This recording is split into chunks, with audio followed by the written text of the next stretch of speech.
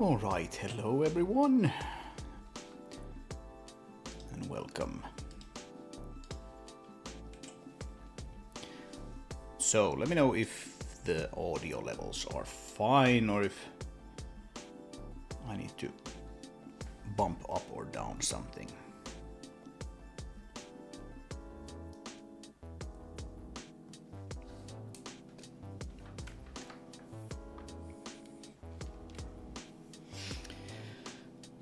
So,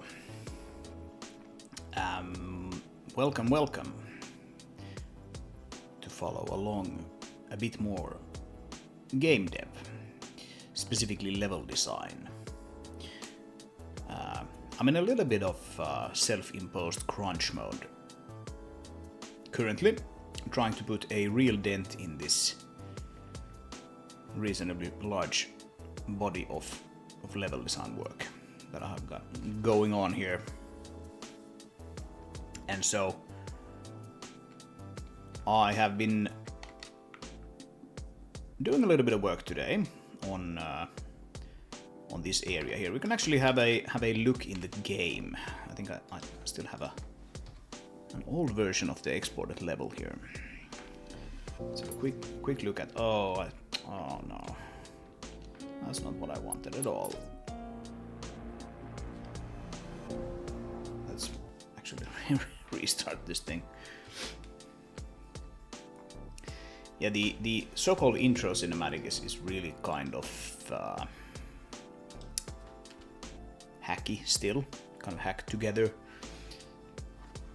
So if you decide to play it, which you do by just selecting new game there, you basically want to play it through to the end. Otherwise, you're gonna get some like overlapping sounds and things like that. So not super good. Not super good. Right, so here's like one area that I worked a bit on. Looks like this, very boring and flat and undecorated. Let me actually lower the music volume just a little bit. Something like that. So this is what we've been having for a long time, actually. If I look at the game level editor here, you can see that I've started putting in some like features here into the terrain. Added some features to the road as well. Not like a whole lot. This area is still reasonably well placeholdery, shall we say, and of course nothing here on this side is done at all. If we go here to the other side of this refinery, though, we've had this reasonably open area here where this monorail runs. Hasn't really been anything here. Haven't really decided what I wanted to do with this area. And this area is what we will be looking at today. But I've actually done a fair bit of work on that today prior to this stream. As you can see, we have some cliffs here now, and just some like general sort of unifying the feel of this part of the level with the rest of the level. I'm trying to kind of find the how should I put it, like the composition that this place needs.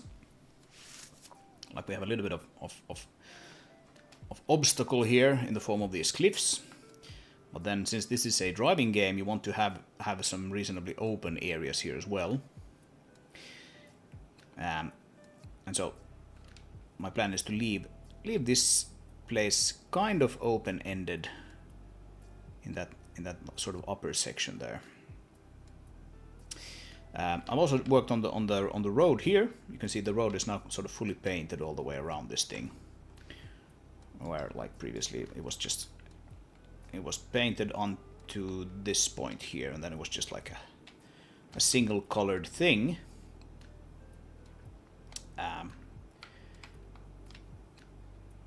And yeah, this part has also seen some reasonably significant changes here. Oh, hi Matt.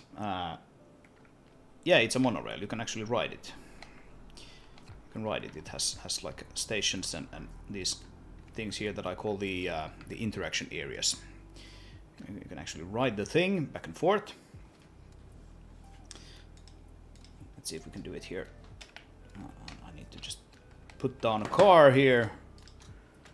Let's go with that good old test vehicle. Haven't ridden this guy in a bit. So, if the thing is here in the station, you can just enter it and press X to start it, and you will be able to ride it between the refinery and the lift station. That is indeed one way to get around the area, and perhaps even a solution to some of the puzzles here. But yes, yeah, this sort of ramp up to the place has also seen a fair bit of improvement here. Sort of thinking about sort of water erosion and these sorts of like where would the water have sort of dug these kinds of small sort of channels or canals or whatever you want to call them down from the mountain. Of course, what is completely missing here is grass and trees, and we probably need some more rocks and then some like decorations and things like that. And then we'll see how this actually works. Let's shut the game down in the hope of getting some performance back here. So bye-bye. You can see that we immediately got performance back. Right. Yeah, if you're running like the editor, you can just run this game from the editor here. If you have this alarm clock symbol active there, the editor will actually go to sleep. You can see the render inactive thing there, and you generally have pretty good performance in the game, because the editor instance is just sort of hanging around, not really rendering anything. But the other way around, this game won't go to sleep to like free up resources for the editor. So that way it's a little tricky sometimes to use multiple instances. But yes, let's see about like actually making this place reasonably nice looking today, just by adding some small additions to this place. Let's see about the nav meshes, shall I say. So I did bake them earlier. Just want to see roughly how up to date they are. This is the main nav mesh. So this is the nav mesh that the smaller vehicles will use. You can see here that they have some like these places are essentially considered too steep for the smaller ones to drive, but they can drive pretty much everywhere else, and that is indeed kind of nice. So there's sort of like a path through this area. If you start from down here, you can sort of drive through this and then down there. So like you can go the other way around like this. And this is again, like, since this is a car game, it's kind of like it's nice to have these sort of paths here that sort of look inviting to the player to drive. And I might even want to put in some road navigation paths here. So you can typically see, like, have the main road, it has this kind of path which just cuts a piece out of the nav mesh and marks it as being like a road. So you see this reddish thing here, that is like a road. Then you have these things that I call the minor roads. They just have this other color. I think the color is actually determined by recast. So it's not a very inspired color, but still, this is a minor road. The AIs might take that. They prefer that to just driving off-road, but they do prefer the main roads to the minor roads. So what we might want to do is actually put like a minor road right through this thing. That might make sense. Then we have the mother. Let's look at the mother. So the mother can drive under here, right? At least according to this. Let's actually see if we just put a mother vehicle here. Okay. I do think that is pretty correct. There is enough space there for the mother vehicle, at least right now. That is indeed the case, or sort of that is indeed the point of this whole thing. The mother vehicle is supposed to be able to drive there, but not necessarily under these other places. So yeah, I think that will do.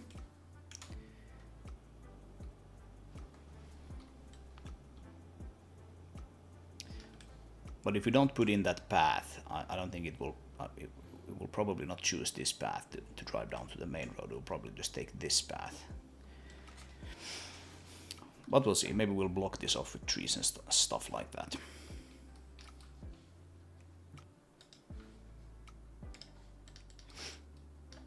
Anyway, that is sort of the starting point for today's work. Where should I start?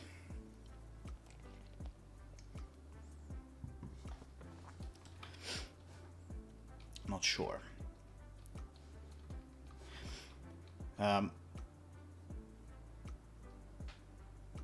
This doesn't look very nice without grass, but I typically prefer to add grass after I have like the rocks and trees and other things. Sort of defining features here. So maybe we'll actually start with trees today and see where that takes us. Right, I need to add my new tree collections to the favorites.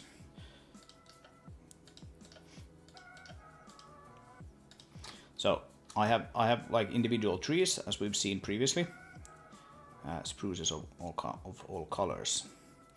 I also now have these things that I call the spruce collections, that are quite simply the same thing and even the same trees, but they're just one big game object.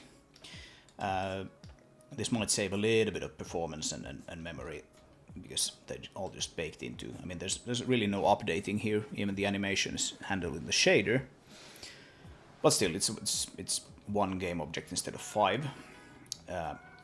But the important reason for having these collections is that it's just easier and nicer to place them in the level like this. So I think this is a place where we'll definitely want to have some trees. I do wonder though if this terrain is sort of done well enough here. Oh, we have the preview on there for the terrain. Start by like fixing this a little bit. Oh, no. Wrong tool.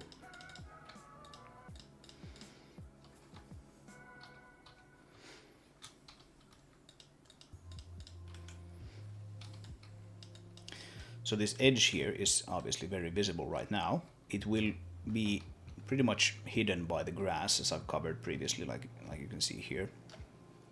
I can't really see the edge between the terrain and the mesh anymore. You can of course see the edge between where there is grass and where there is not grass. That's like a different thing to try to hide. But even though this edge now looks kind of gnarly, It's not typically as big of a problem as it might seem here in the editor.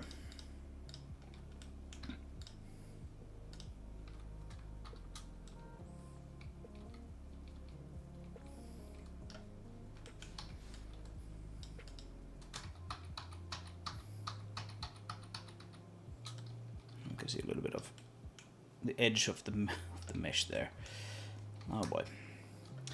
Just got done with a failed attempt at a game jam. Turns out we have 2 people on a team of 7 who have ever touched the game engine before. It doesn't go well. Yeah. Yeah, sorry to hear that. I mean, that might be the case. I guess it kind of depends on what you need those people to do. I worked in teams of developers, game jams and otherwise, where certain senior members of the team hadn't touched the game engine after several years, even though they were actually like doing creative things like art. So yeah, it depends on if you need those people to actually put things into the game themselves, then yeah, they need to know what a game engine is and how to use it. But sounds like that was the case this time. Sorry to hear that.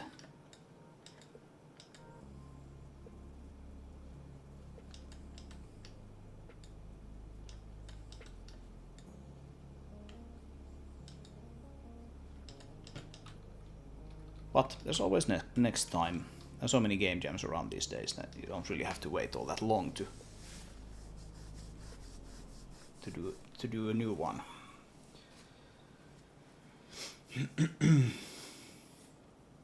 Right, yeah. Yeah, the experience thing is of course always the thing.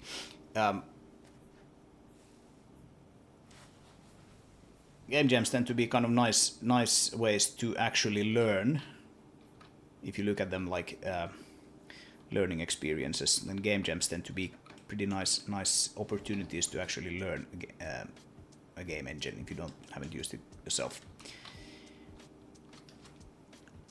But yeah, if you're if you're thinking about the game jam as like a means to actually produce a thing, then that might not be what you're sort of interested in right then.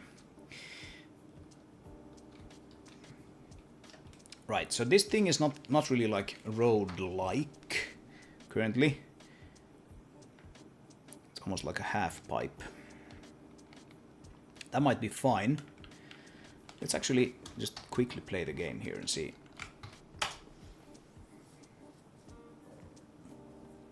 what it feels like to drive here.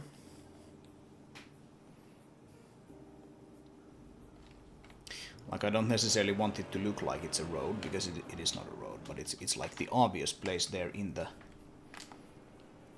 natural part of the scene there where someone would drive a car.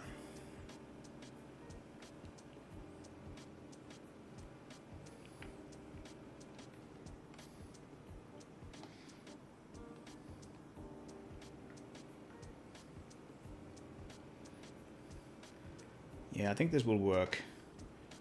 We don't need to make this any more road-like than it is. Let's spawn a mother here and switch to it and see how is it like to drive under that. Can we actually fit under that monorail there?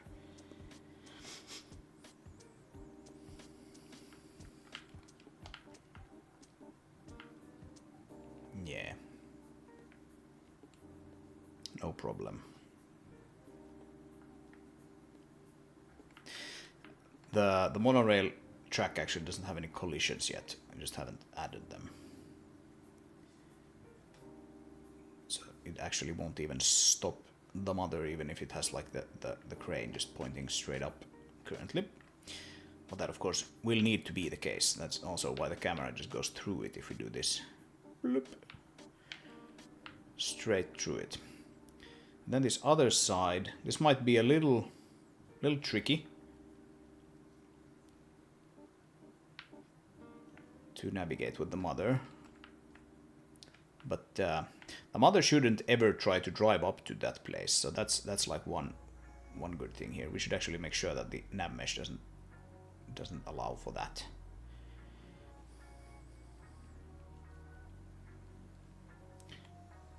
Less of a road, more of a trail. Exactly, yes. That is exactly what is the what my sort of wish was for that one. I don't think we can actually fit under there. Those things do actually have collisions. This pipeline. This is a pipeline, by the way. If you were thinking the other thing was a pipeline, this is a pipeline, but it's currently made out of primitive geometry objects. But yeah, we can fit under there, and that should be reflected in the nav mesh, I hope.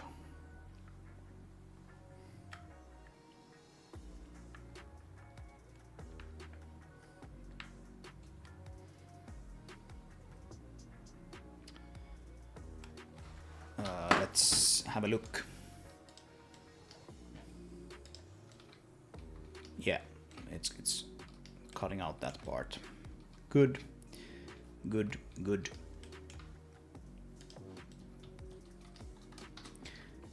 Yeah, I think this will work. Right. So what about this terrain now here? Is this good enough for my?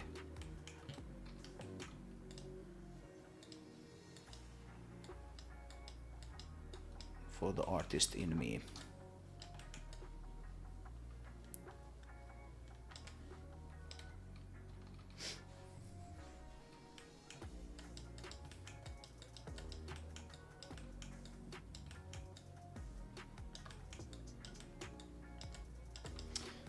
How many vehicles am I planning on having? Do you mean like how many different kinds of vehicles, or like how many vehicles in a level?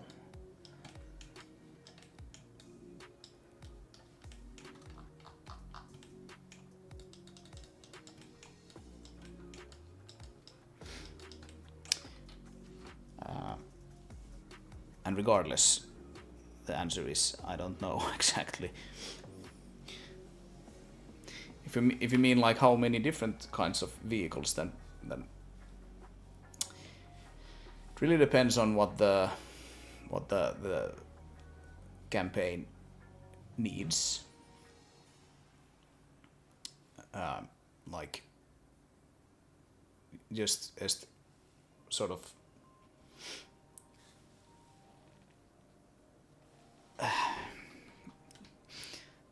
to say something, I'm thinking maybe around 10 different kinds of vehicles. What do we have now? We have like the Scout, we have the mother vehicle, we have the Gripper, we have 2 kinds of trucks, but they're not really used. They're more like for testing and development. So we have like 3 types right now.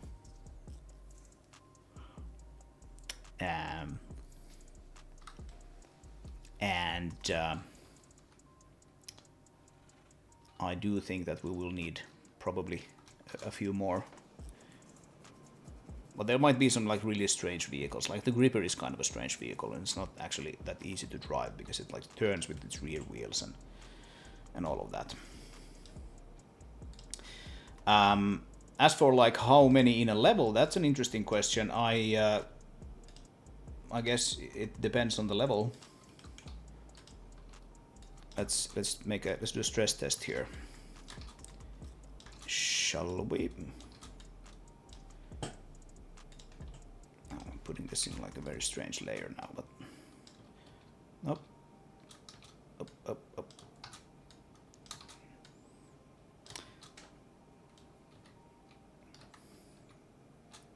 Something's weird. Something weird is going on with my. Oh, haha. Well, that would that would tell you. So let's see.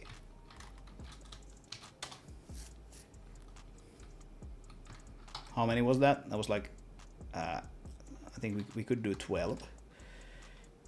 Oh, I have like an unwelcome character there. Right, so 32 is apparently the max vehicle count currently in the physics scene. So 32, I guess. There you go. See if we can we ignore this? Probably we can actually. Can actually ignore it, but I kind of think that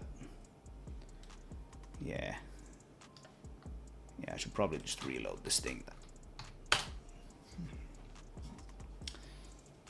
So 32 vehicles, but I think that's just a reasonably arbitrary number. Like we have some. This is like PhysX code. So it's not a limitation of PhysX. It's just like my PhysX implementation currently supports 32 vehicles.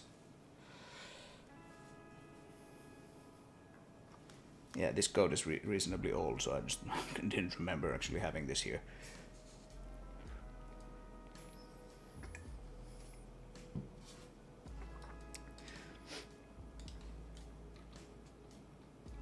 Anyway,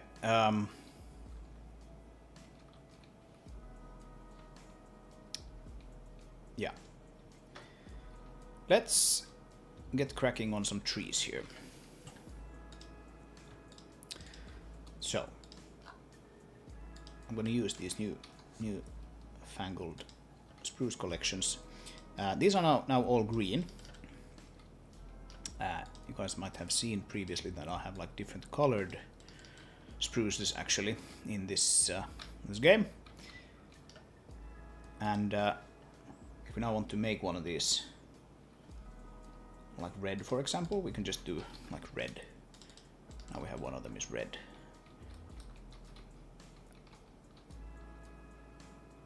Like so.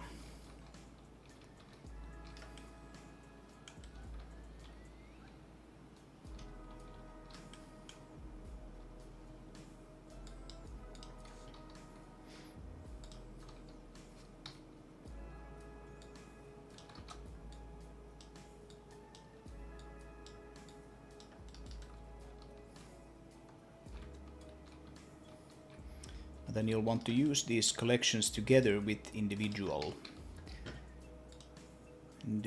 placed trees. Let's do like a random Y rotation for these,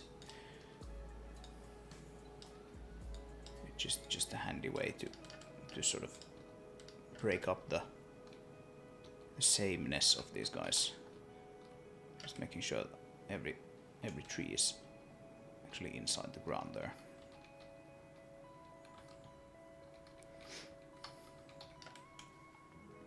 And this stuff will look considerably nicer when we have the light mapping here, because light mapping creates sort of like a pretty nice darkness under and around these guys. And the individual trees, we have like separate sort of colored versions here as like actual game objects.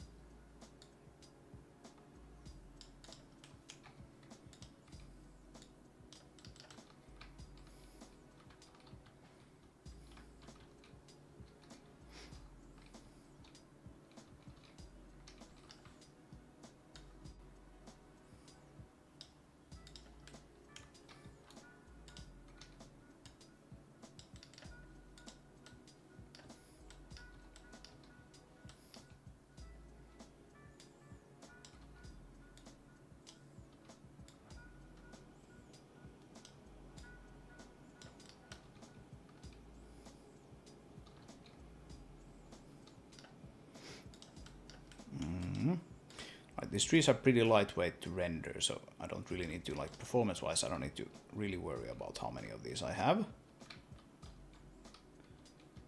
does need to look visually sort of nice, though.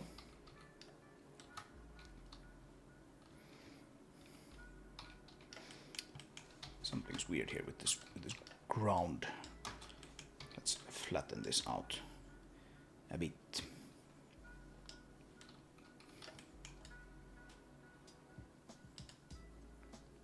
But yeah, still about the vehicle kinds. I've spoken before about my desire to make the game somewhat moddable, so maybe it won't be available like immediately, but sooner or later I'd like to make it possible for people to just add their own vehicle types. And you can currently do that just completely through data. You don't need to modify the code at all. Just add a new data game object type in the data. And you can like tweak the vehicle with from like JSON data and things like that. There's a file called, I think it's gameplay types. Yeah, here we have like means vehicle type. So that is like an enum here in the code, which allows some of these vehicles to do some sort of special things, like the mother vehicle, like mainly. Sometimes need to do things a bit differently than the other ones. Mother vehicle, for example, doesn't have two different cameras. It doesn't have a driving camera and an orbit camera. It only has an orbit camera. That sort of stuff. But yeah, you can just, by default, this is set to generic, so this is like any other vehicle can just use this type. And so you don't need to modify the code at all to add a new kind of vehicle. And like we saw previously with the vehicle definitions, you can just, like, even at runtime, you can just move around wheels on the vehicle and that kind of thing. So it's pretty powerful and should be reasonably easy for people to just add their own vehicle types there if they want to.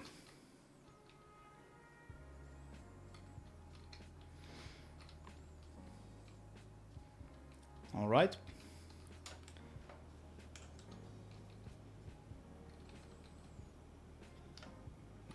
That looks okay, I guess. Not completely sold on it yet. But small steps.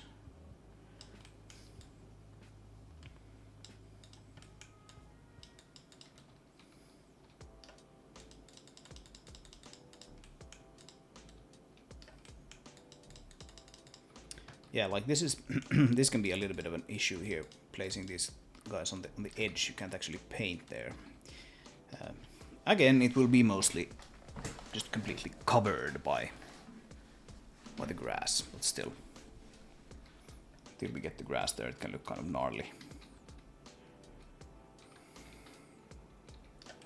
All right, but we need more of these guys. And sooner or later it's going to starting to look natural.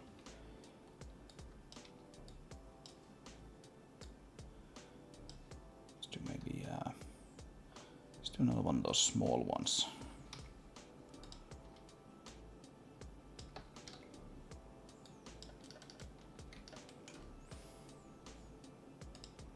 Oh, here we have a rock, which should be in the rocks folder. It really doesn't matter from like a runtime perspective where we actually place these in the level like hierarchy. But I tend to try to keep things somewhat organized.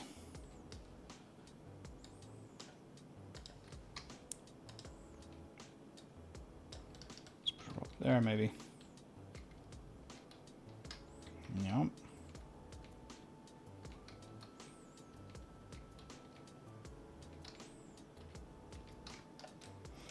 Should have some more color to some of these guys. Let's make like the main one red here. See how that looks like.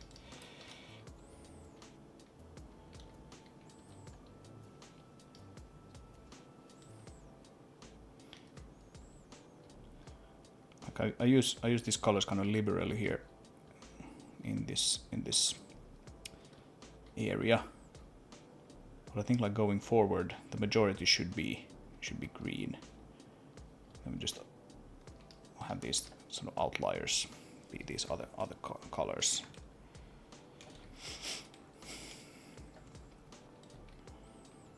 But yeah, we'll see.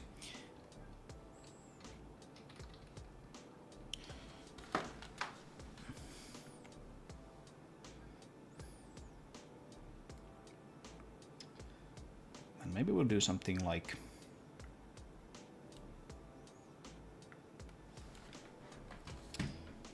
we can add a little bit of environmental storytelling here with this, using these trees. Let's actually move this guy away a little bit.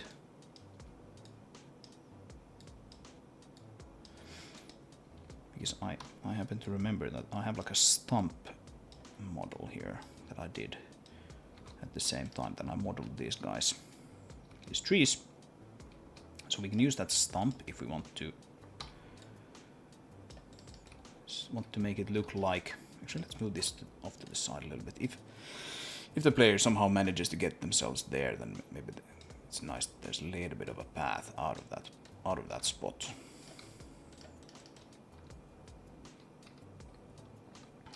Let's try to not intersect the rocks though. That maybe.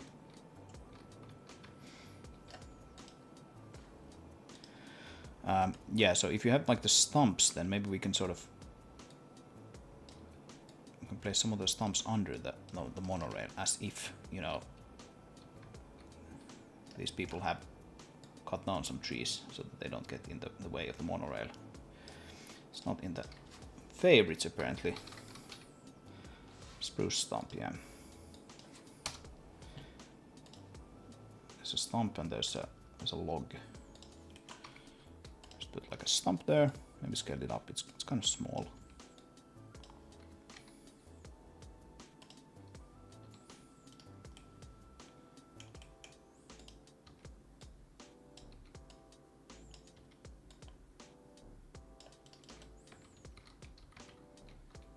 Right, something like that. And then just have like a... Oh, now these are in the wrong folder again. Oh boy.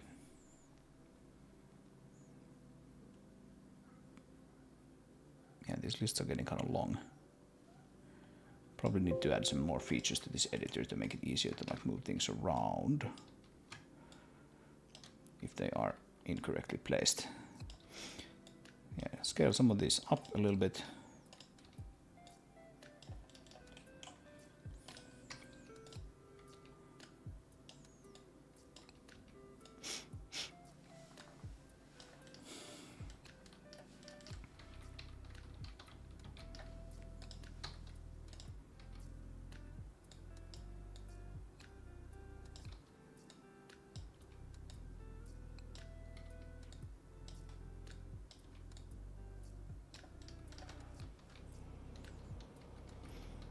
Yeah, something like that, maybe.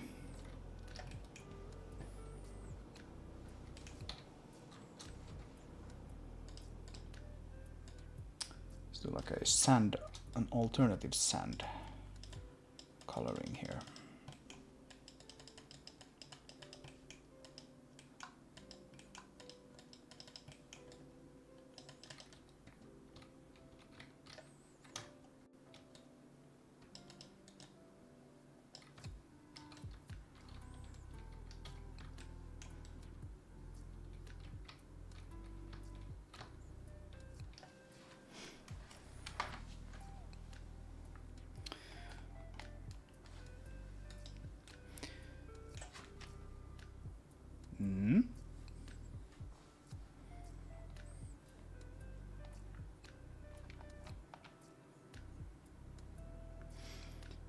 All the while trying to keep the scale in mind. Like that's a person here.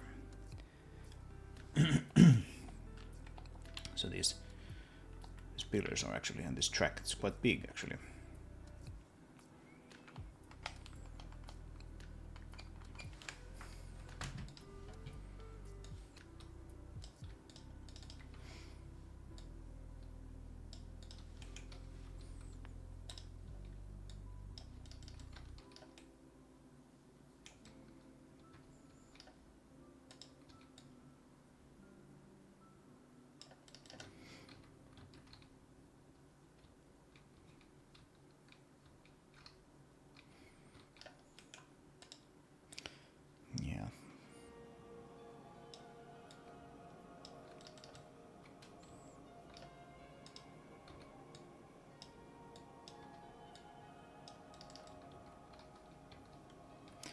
Something like that. All right.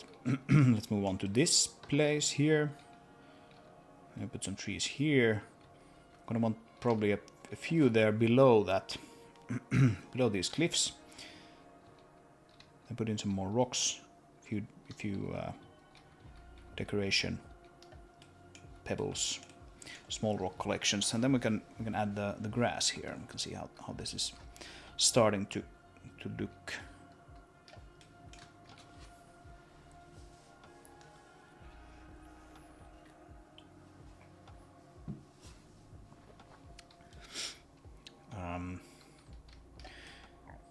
So should I maybe start with these lower ones? Maybe I'll do that. Let's do like do a spruce collection 1. It has like this really big tree. It's like the main set piece here.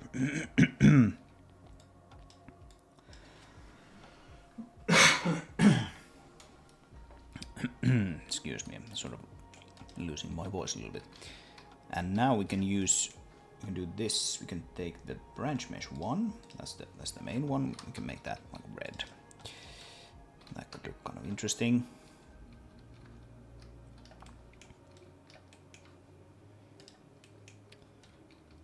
And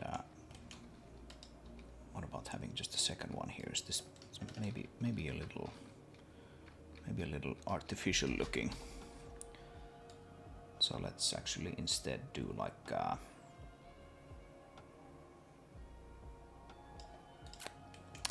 dead tree. Yeah, I have a dead tree variant as well of that tree. I think it looks kind of cool, but I have trouble actually sort of having it fit anywhere. So that's a little annoying.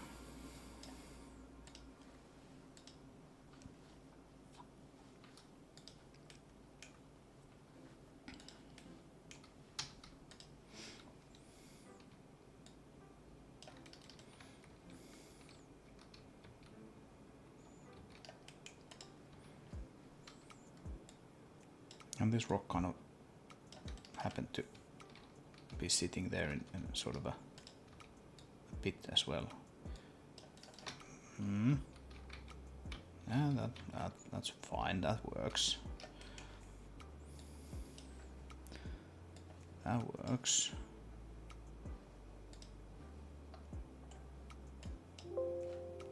Yeah. The spruce logs now went into this one. Oh boy.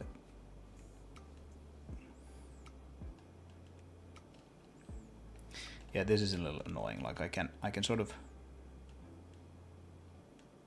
move this here in the list. Like I can make it like put them first, for example, here. But I can't like drag them here. I need to actually drag them on the parent if I want to move them there. So yeah. Like that.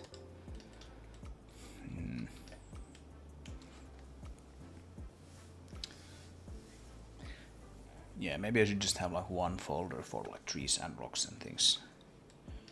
Might make sense.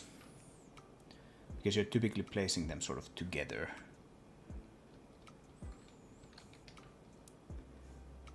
Yeah, I don't know.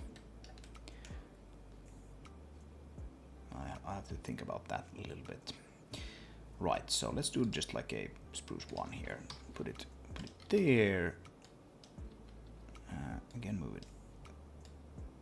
Scale it up just a bit and make it a little slanted.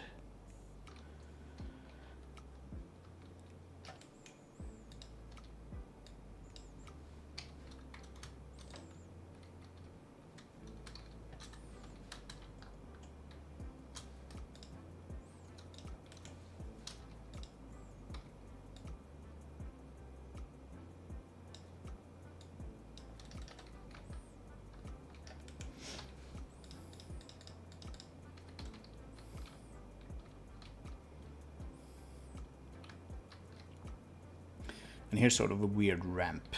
You can sort of think about this as like there's this rock face. This is kind of conceptually I guess you could consider this side and this side to be like the same rock, right? And then there's just like a bunch of soil that has like spilled out over this. That's kind of how I see this. But now it forms sort of a ramp that you can just drive up if you want to.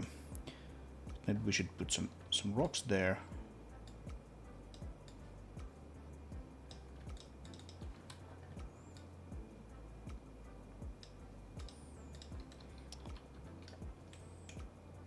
Somewhere. Where do we put a rock? Let's put a rock like maybe there. Can be like a little bit in the way. We don't want to make it annoying for the player. That might be exactly what we're doing. What if we put it like right in the middle of this, because the player is probably going either left or right.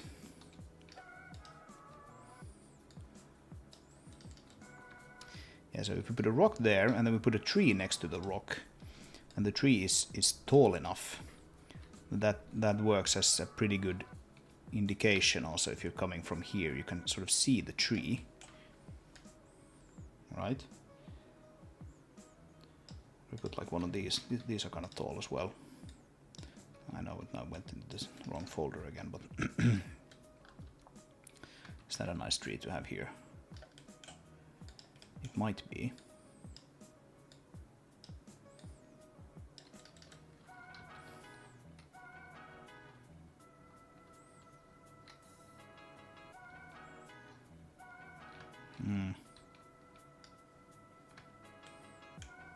Something a little strange with this tree and also this tree. They look kind of nice, but I wonder if they're a little too detailed. If I should simplify them a little bit. Because I'm having trouble actually fitting them into these worlds that I'm building here. And I wonder if that is the problem, that they're quite simply they're too detailed. That's probably too many trees in one place. Let's just put a few individual ones instead. So let's go with like a spruce number 2. Slightly slanted, planted down.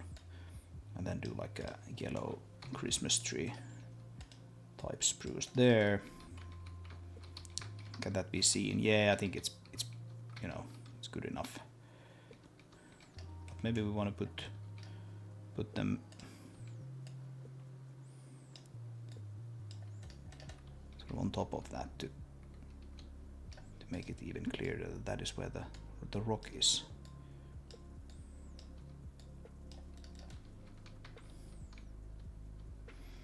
That looks kind of nice, I think.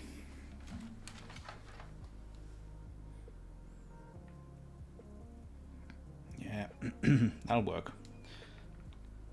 Sort of change the terrain a little bit to make it fit better. Like I had this rock here. It was sitting here. You can even still see the place that was slightly sandier here. And I just found myself always just jumping off this small hill here because it's just fun to do when you're driving here, and I just hit that rock all the time. So I figured, okay, let's move it over here instead. And the road is doing like a sort of a natural sort of curve around it.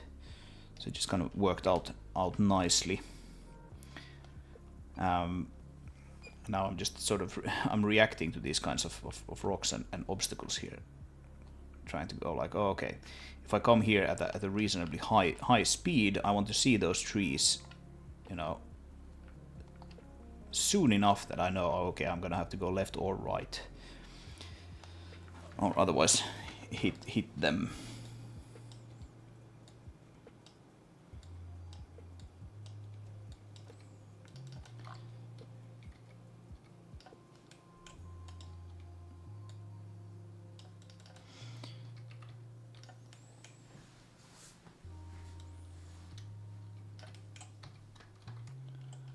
And that's not fun.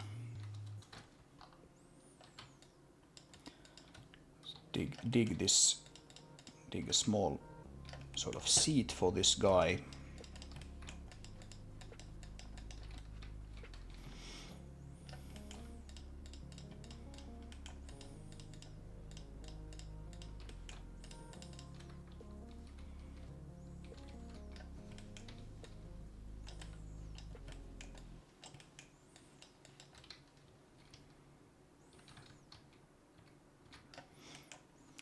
we can even lift up the earth here a little bit more, above it. It's like conceptually like a little bit of earth that's sort of being supported by this rock here. Like this. And then these guys are sort of growing from that.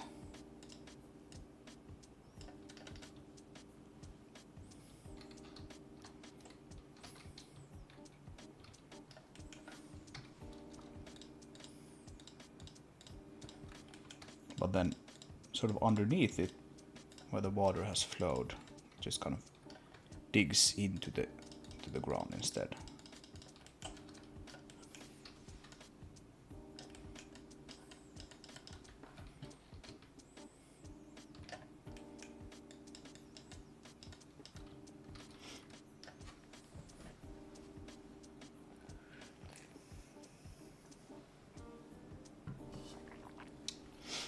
All right.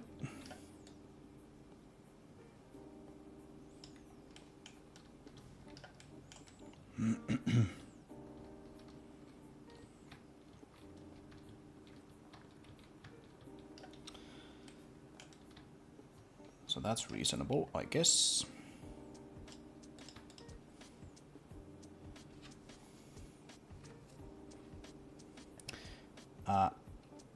Yeah, let's do a hack here.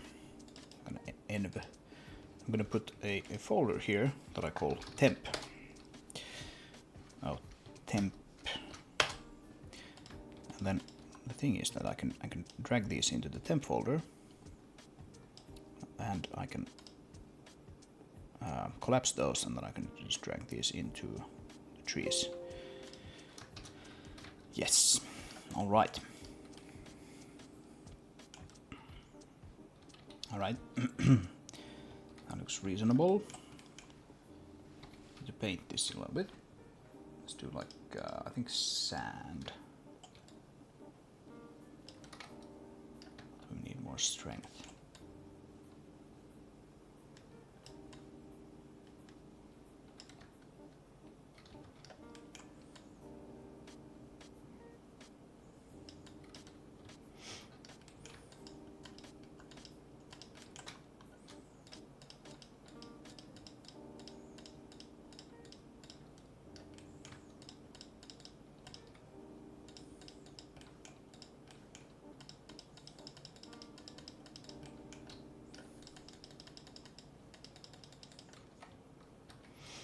We can see here if we go from above, take a look from above, especially if we toggle off the fog,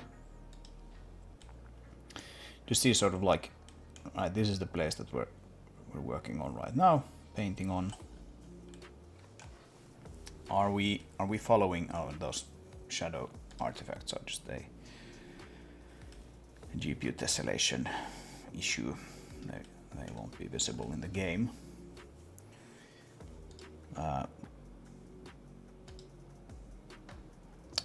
Right, that's not what I want to know. Anyway, you can sort of see that are we actually painting at the same sort of scale as these other places, and I think we are pretty much doing that.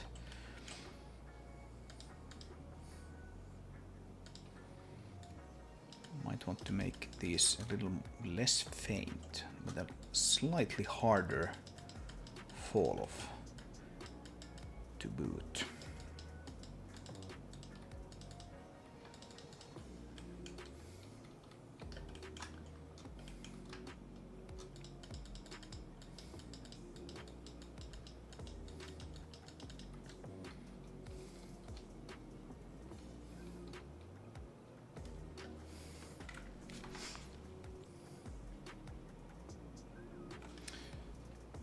It's my OBS again hogging all my memory, all my CPU. It is 29, 30% of it. It's interesting. Right. Okay. Here you can see that we're using like 14 gigs of memory.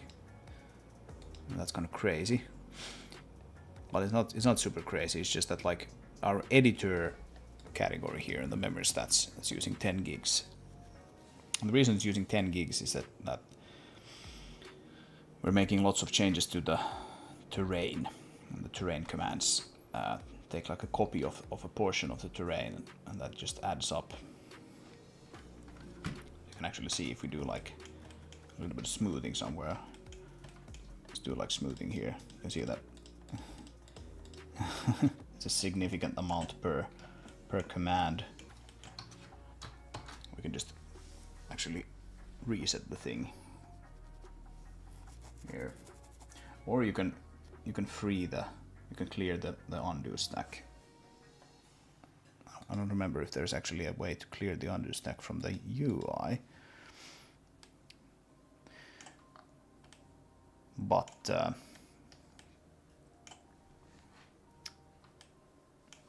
that's an easy way to do it. And now if you look at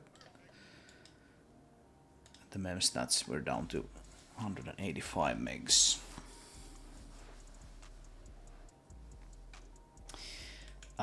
I think I am using. It's not as easy to use as on NVIDIA. Let's see. Let's have a look here. Stream. Where's the thing? Advanced. Is it? Or is it just general?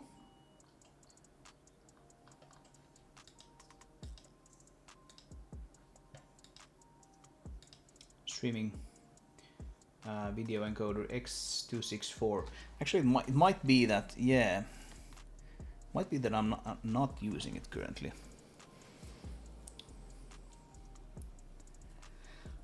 There is an AMD GPU recorder or encoder. I had some issues with that at some point. Might be that I just need to update my drivers or something. I should maybe spend an hour or so investigating that. But I think that is what is causing it to be a little slow currently with this. The game seems to be running kind of fine, but the editor is a little heavy.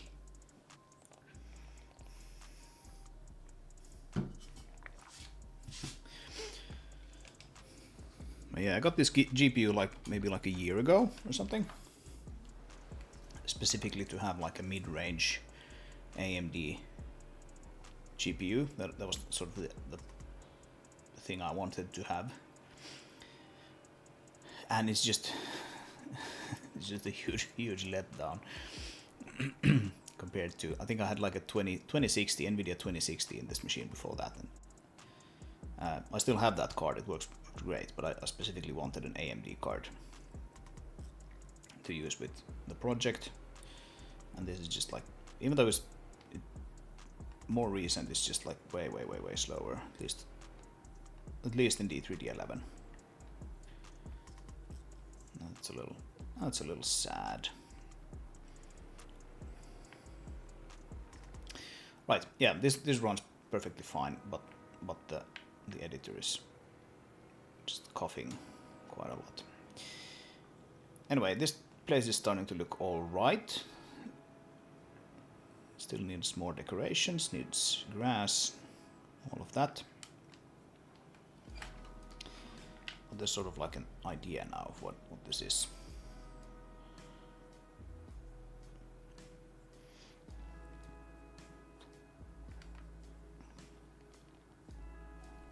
So let's move on to this place here.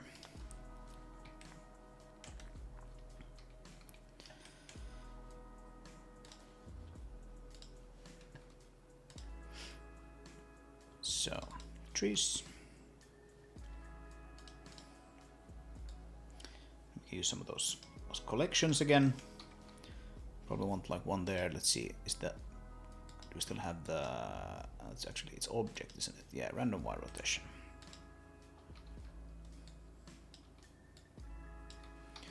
So we just place more of these. They all get their random wire rotation in world space. You can also get the random wire rotation aligned to the underlying terrain, but that is seldom what you want. You typically don't use that for trees because it's usually not that extreme. You don't want them to be quite that slanted. At least that's my experience. Let's see what we can do with these. Like, I'm gonna put one there, and then I'm gonna put another one there, and then I'm gonna put one more. I'm gonna put it, let's do like a number 2, let's put it there. So now we have like a few of these collections, and we can make some of them some other color. Let's just randomly do like a branch, make that yellow. I can actually copy this, copy value, do a branch here, paste.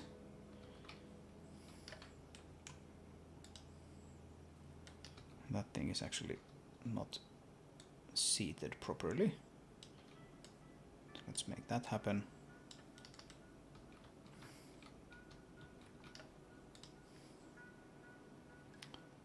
Branch. Let's do branch number 4, red.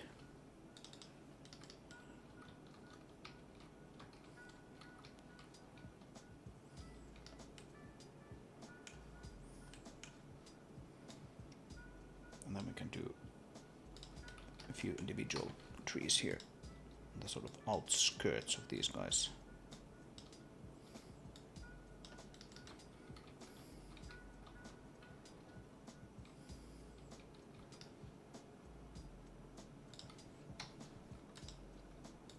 That one I'm going to scale down, just for some variation.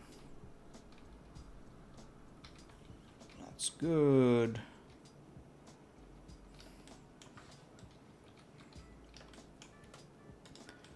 And here we can again, like, we can consider like, okay, will the player want to actually drive through here? Maybe they will, like looking for secrets or whatever. So let's make this actually traversable. Just smooth this out a bit. Yeah, this huge rock here is actually part of this cliff. This cliff is a cliff that I've used elsewhere in the level, and I just put it here to have a cliff here because I felt it kind of fit kind of nicely, but we have like a couple of rocks here that are actually part of this whole thing. So now we kind of have to live with that. Not sure if adding those rocks to the cliff was a good idea, but it is what it is. I added another one here too. This is just a manually placed rock to have a little bit of variation. And maybe we can put a tree here. Let's do a normal Christmas spruce. Actually make it a little bit larger, why not?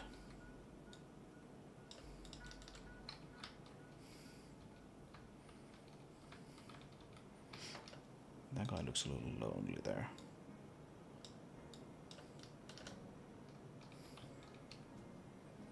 Yep, that's fine.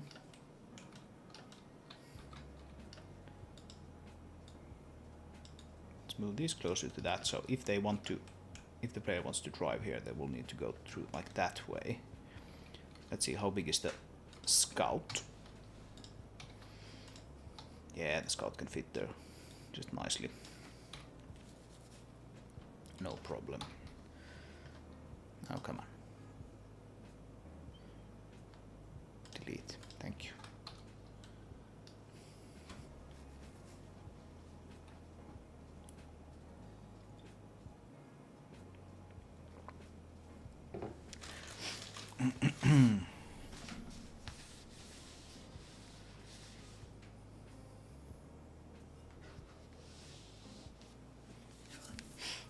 So, I left a little bit of empty space here. And that's because I want to put a rock there.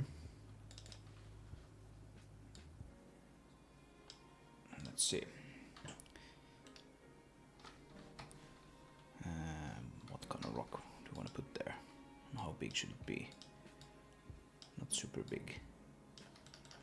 Something like that. Probably want to turn it that way.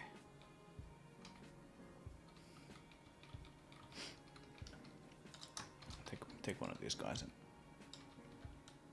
put them there to remind us of the scale. Like so. Yeah, so this thing is actually really big. It's a really big rock.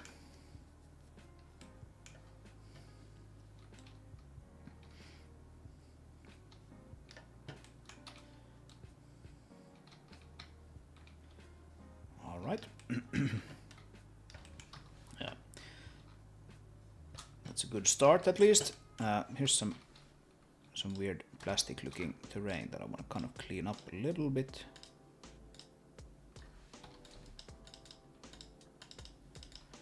It's a little tricky to get this terrain to match all of these semi-weird angles that this cliff is having here, but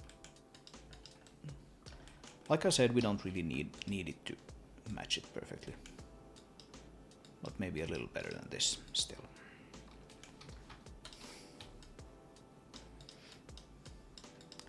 I can even just do this, sort of cut it off at this specific heights.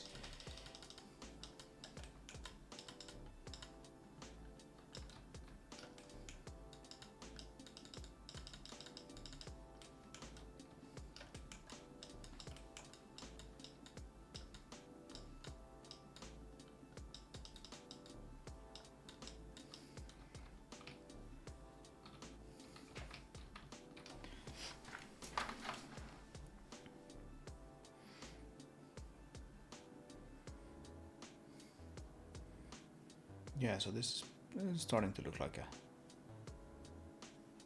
semi-reasonable place. Those trees do a lot to establish the scale of it.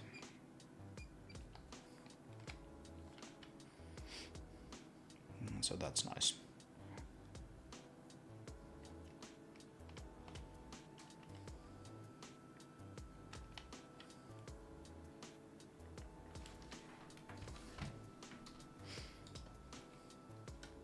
That actually in the ground doesn't seem to be.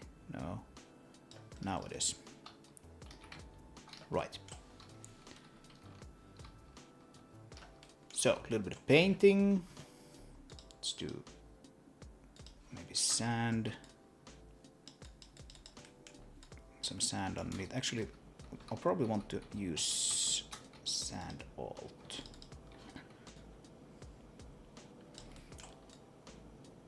That we have a little bit more of these different colors here. I've used sand in so many places.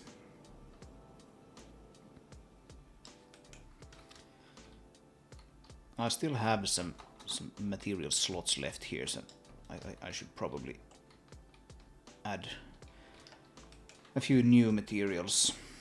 Let me see, we have 1, 2, 3. 3 slots free that I'm not using yet.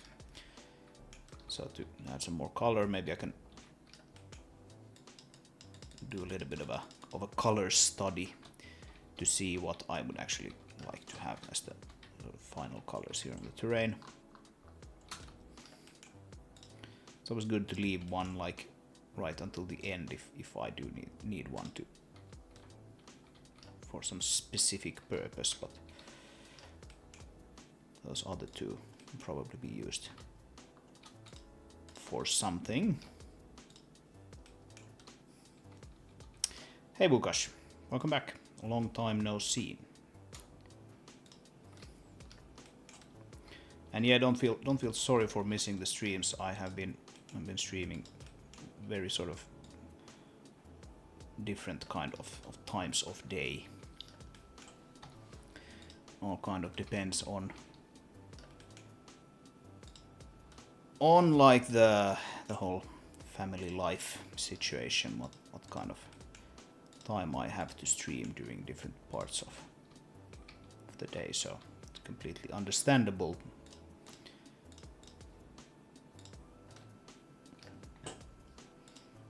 Not everyone is awake at the same time, etc.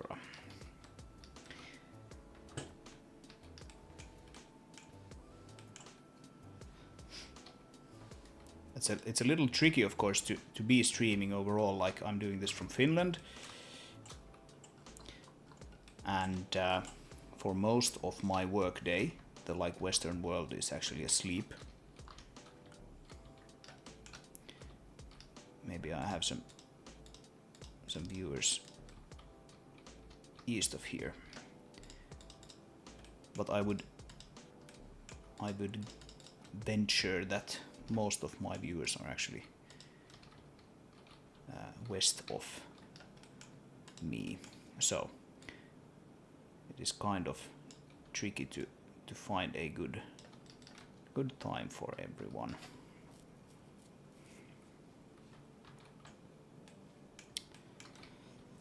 All right. Yep, a little more reasonable still. So here I have this kind of strange looking ridge thingy. Originally I was thinking I would just have like this bridge go all the way here. It kind of actually goes like crosses this road here and a little bit onto this side as well.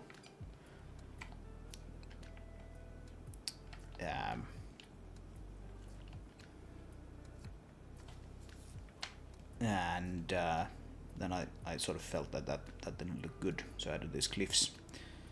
But still, I think I'm gonna keep this ridge here. Not sure if this painting here is really up to snuff or really what I want right now, but we'll see. There's definitely gonna be some grass on this thing. Or maybe I want to actually. I wonder if I want to lower it a little bit around here. Do you want to keep it like this? Does this look like natural? I'm not sure.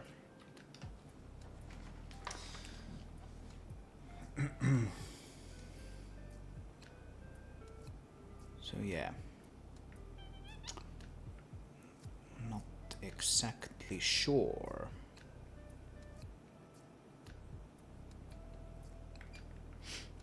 What does this thing now look like from this lift station? Yeah, it's alright, I guess. It's alright, I guess.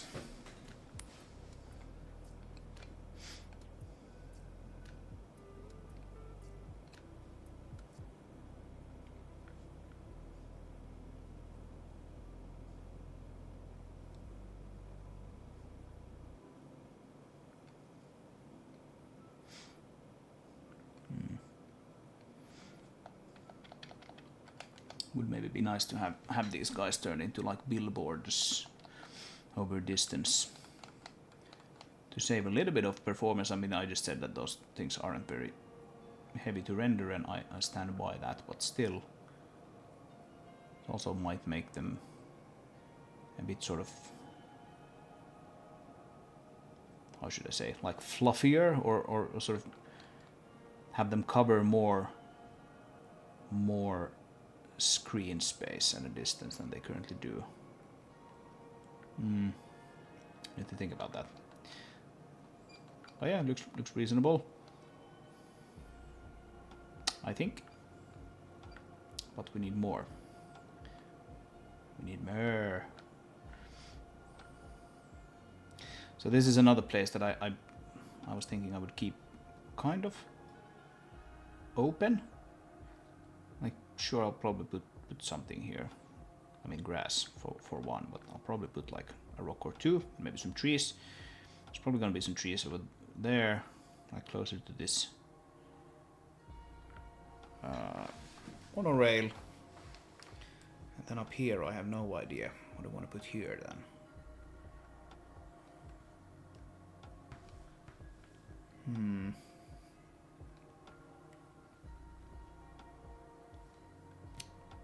Yeah, I don't know.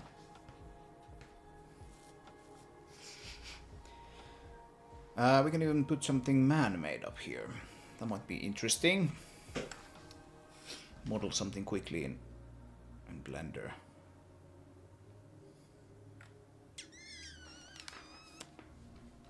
Not sure.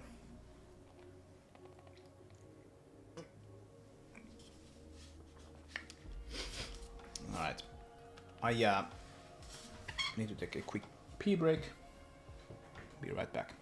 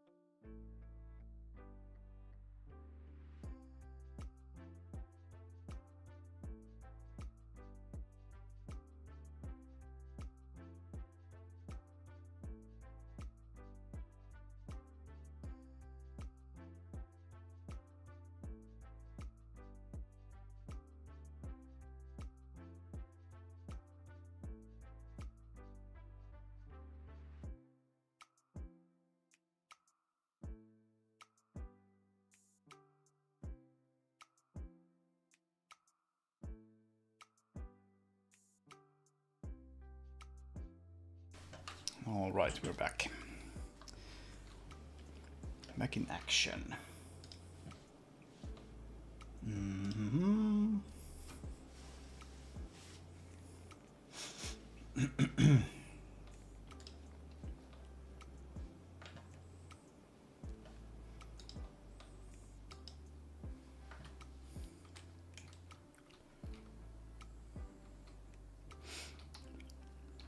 Yeah, I wonder should I put something man-made up here? A warehouse or something. No idea. There could be something up here since we have sort of like a path, but it's... Yeah. I guess if we did that, then it would have to be almost like an abandoned warehouse, because this path is so little used.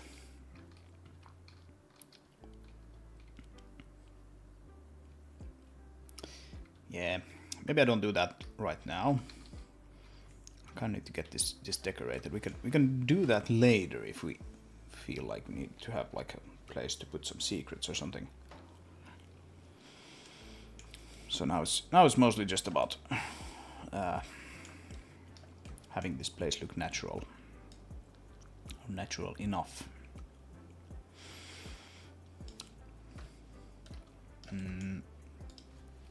I'm gonna put a rock there. Bury it probably in the ground quite deeply.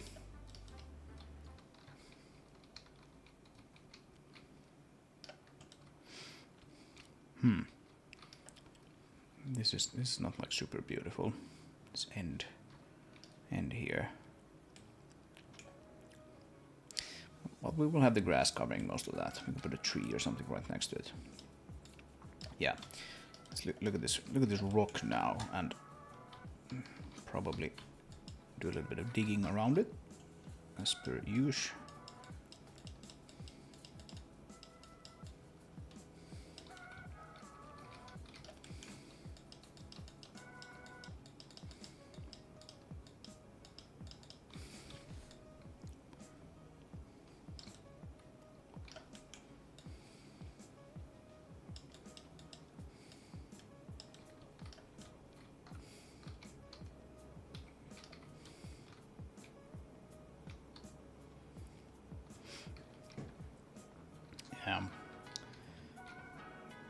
Looks maybe a little stupid to have these at least sort of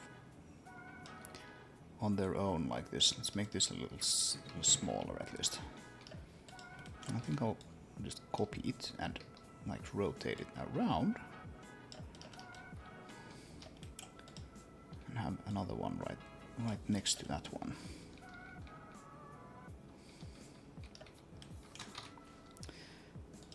And then we quite simply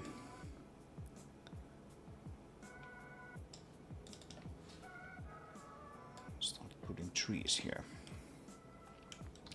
So how do we want to put trees on this ridge?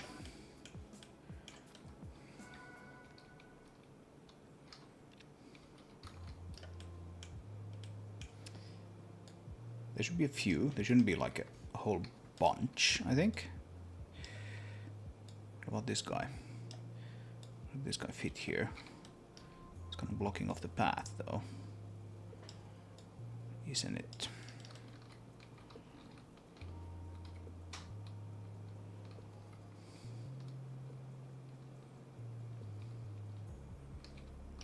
Maybe that can look nice. Let's see.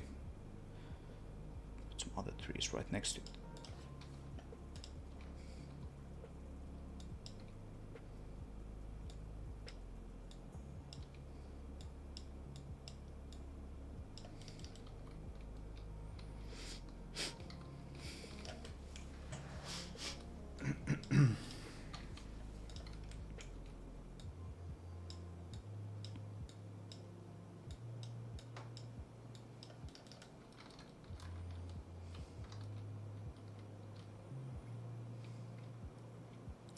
So typically when you have like a path like this that sort of goes in this small canyon or whatever you want to call this, it's kind of good to have something like this that you kind of drive around a little bit. So that's good actually for many different reasons. It's good for like in a visual perspective. It's also good to have something here that blocks the nav mesh off to have the vehicles sort of stick to the path. Of course, we can make the road path there, which means that they will most likely just take that.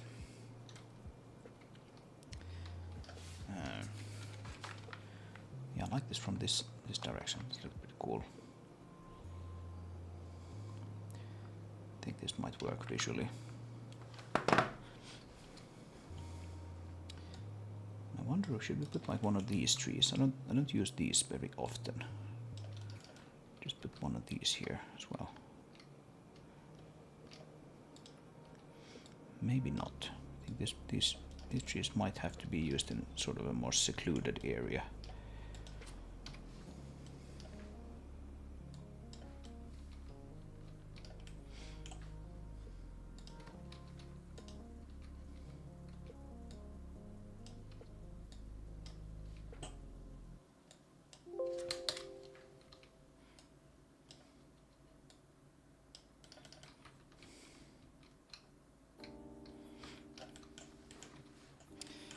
What we can do to make this a little less artificial looking, this ridge, is dig a little bit of a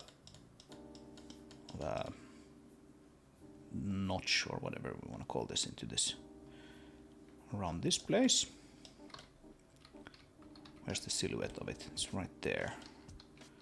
Yeah, a little more. A little more.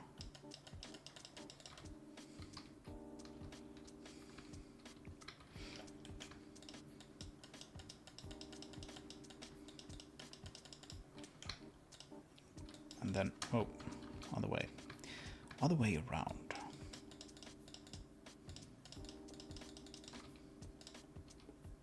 And then again, we dig sort of a pit for this rock here, which sort of comes down from this place there above it.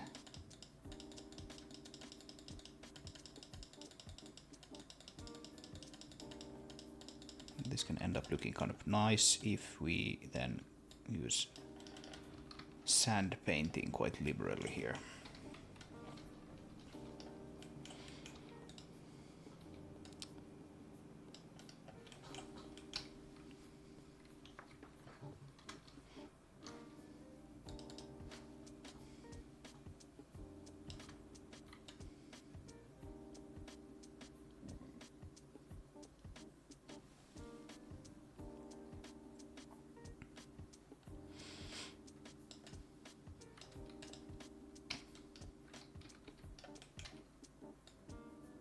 something like that maybe.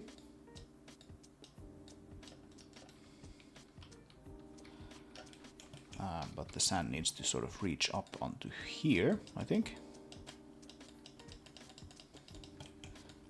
And then we sort of limit the amount of grass that we put here. It can look kind of nice. And then I will paint some details here with either gravel or the alternative sand color. Whichever one goes on top. None of them go on top. Oh damn. Okay, well, let's paint some gravel, some alternative sand here, quite liberally, and then I can actually erase some of this sand to reveal this other color.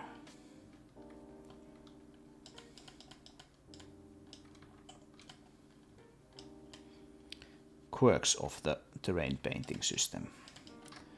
That has to be done this way. So now if we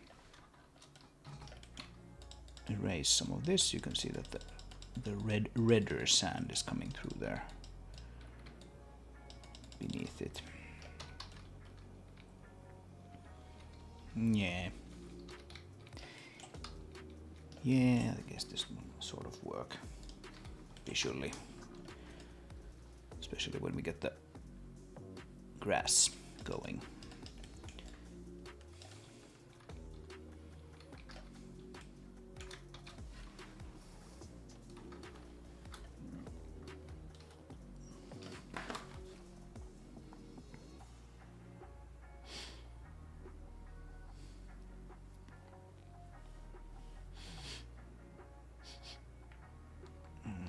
All right.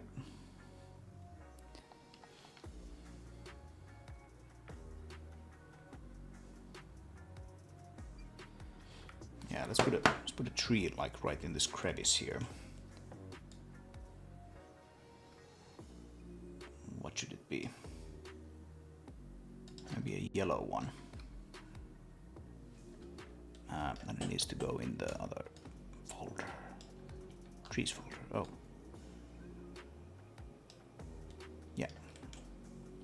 That's exactly what we want.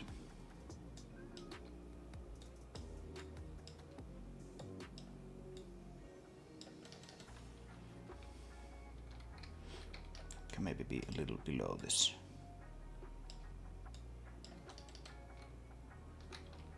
Yeah.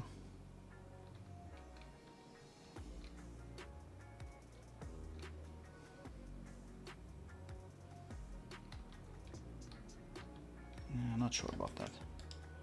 Doesn't look very natural.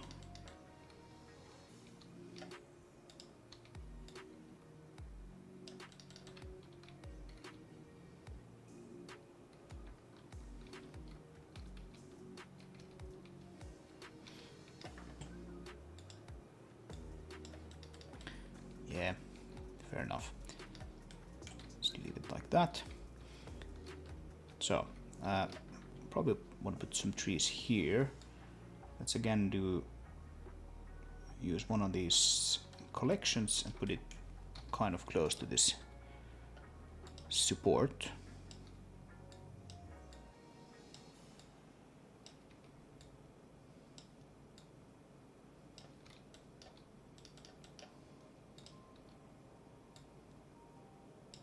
Try to angle it somewhat nicely with this terrain here.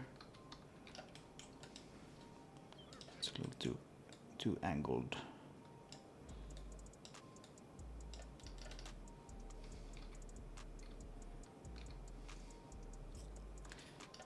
Yeah, that looks alright, but this Christmas tree looking thing is a little too deep there into the ground. We're gonna have to actually modify the ground. Alright, that's better.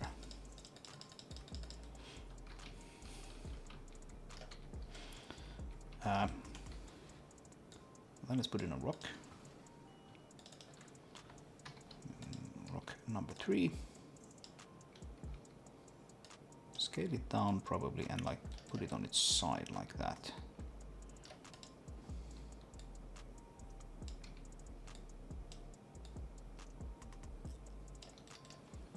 I think I want to take some of this ground away here to reveal the shape of it.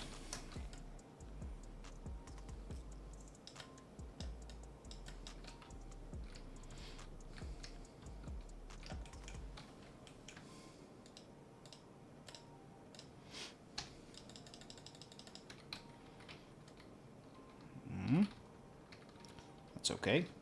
This is a little unnaturally round, this shape of the hill here, so let's do something about that. Let's take a smoothing brush. What? There we go. Smoothing brush and make it a little less round, make it a little more flat.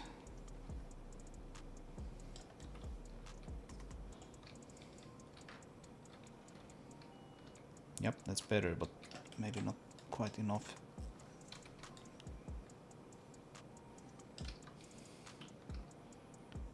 Yeah, I think that's that looks better. Now we just need to make sure that this thing is actually still in the earth. Like these supports are actually really long. They just have this end piece that I can put wherever the ground is. That's how we get like different length supports.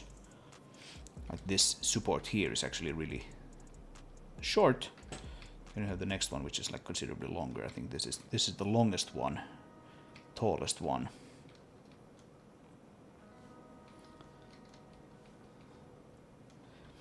Like that. Okay, and now we'll take one of these again and we'll make one of them some other color, red or yellow. Let's do yellow. That one got yellow. That's good. Is it actually inside the ground? It is. Okay, good. And we'll take one more, or put one more there,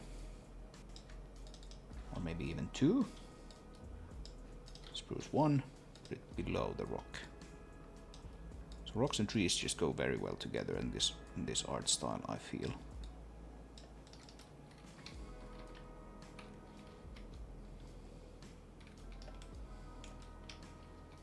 Maybe in all art styles, but at least in this look that I'm going for, it's very easy to just pair them together. Right, let's do a spruce 2, a red one, put it there, a little away from that one. That's fine.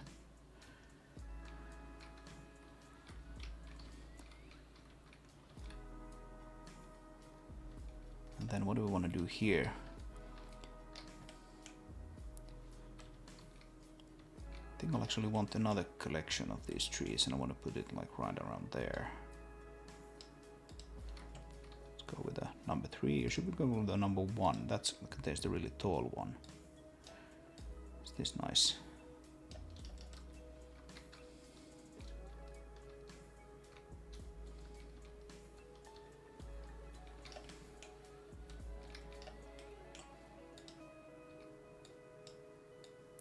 These collections can't really be on their own though. They need something, like they visually don't really work if you just put them down somewhere, smack in the middle of a field.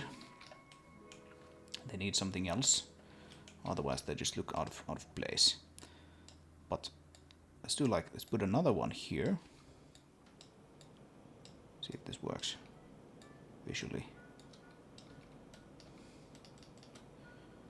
Another one there.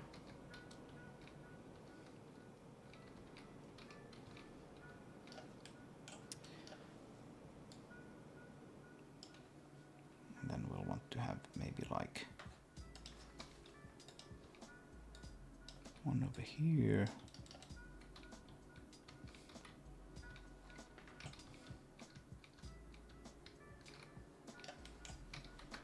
And we can even just a little bit of carving here to have sort of lower areas and then higher areas where those trees actually are.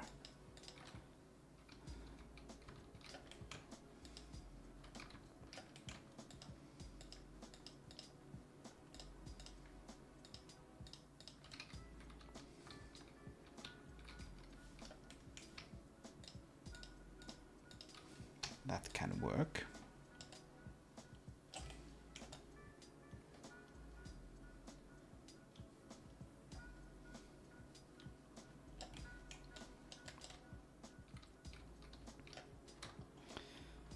I think I actually want to cut into this little channel here a bit more. So let's do that. Let's make this a bit sharper, this side at least.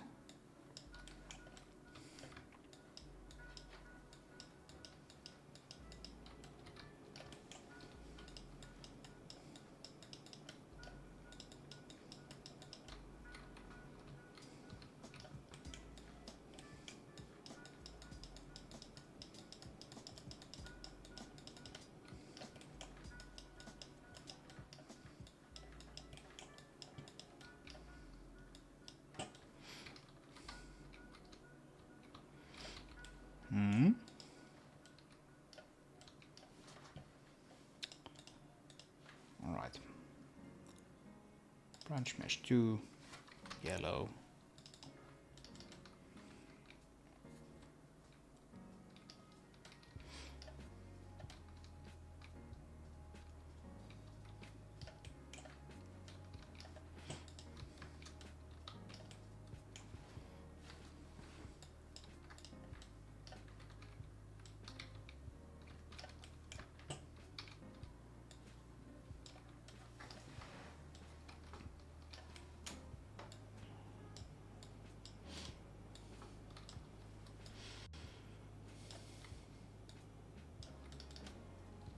Rock there. I think we need to be reminded of the scale. Let's find that scale layer and put it down one of these guys.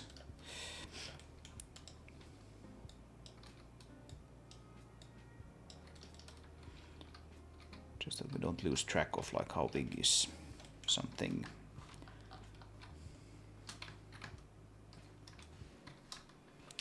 That is really easy to do accidentally.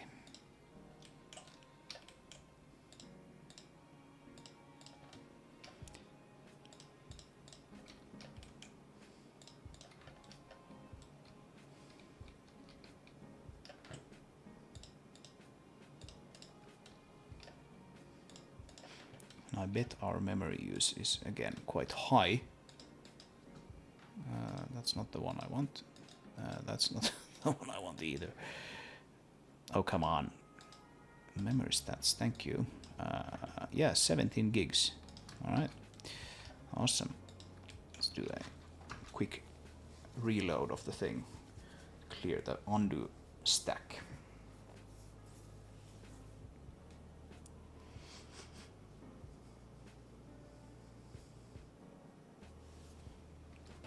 Alright. Light probe rendering. Takes a while. There we go. Okay. So that's cool. Now we have these secondary sort of paths here, like between these trees. Let's just color them a little bit, maybe using sand alt.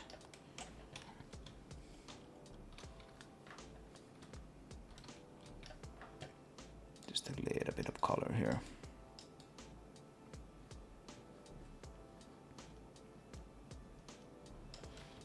That was quite little. A bit stronger.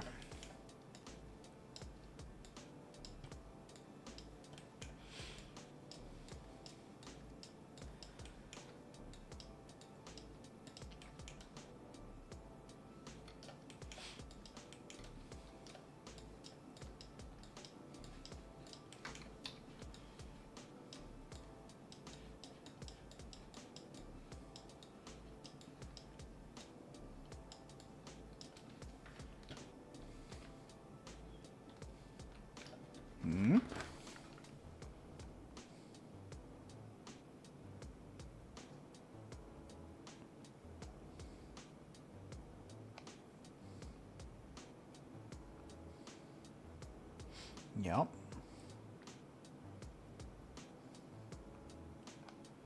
Pretty cool stuff.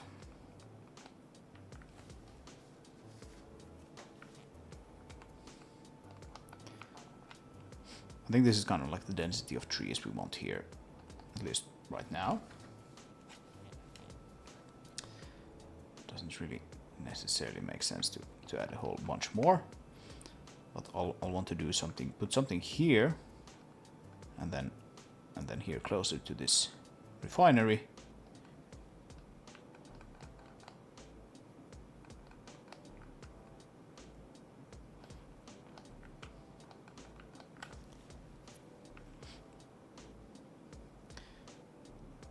And something here as well, on this side.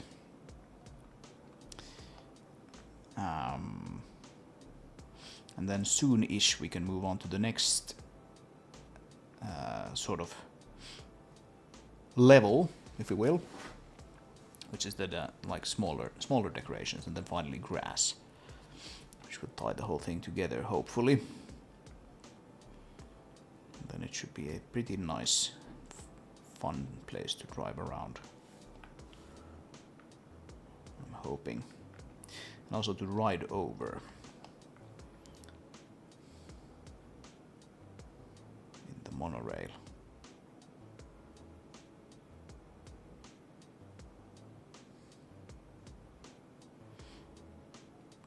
Yeah.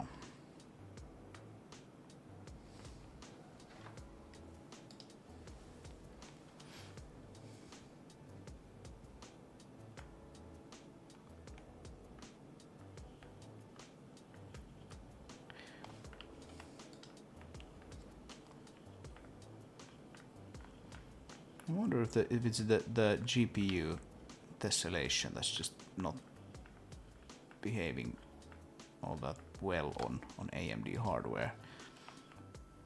Kind of looks like it's perhaps performing a bit better when I do the CPU tessellation preview here in the editor as well. I don't know. Maybe not. Maybe not. Oh yeah, this just looks so much nicer when we have the grass. It's like brings a whole other dimension to it, in my opinion.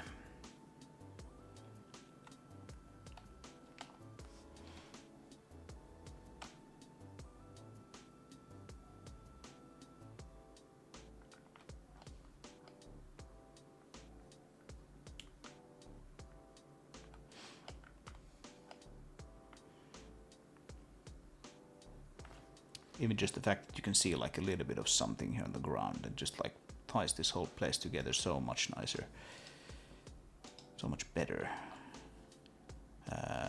Shell grass, just take that away, it just looks like bleh, boring.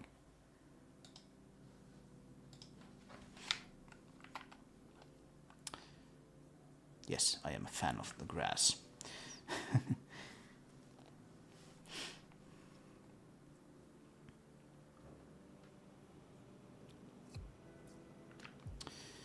Yeah.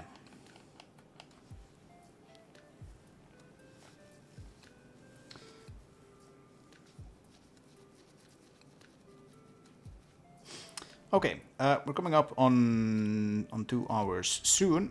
I'll take a small break, go make myself a cup of tea or something like that, and then I'll keep working on this probably for like at least another hour or so. And you're welcome to hang around, but I'll do a quick break and I'll be right back.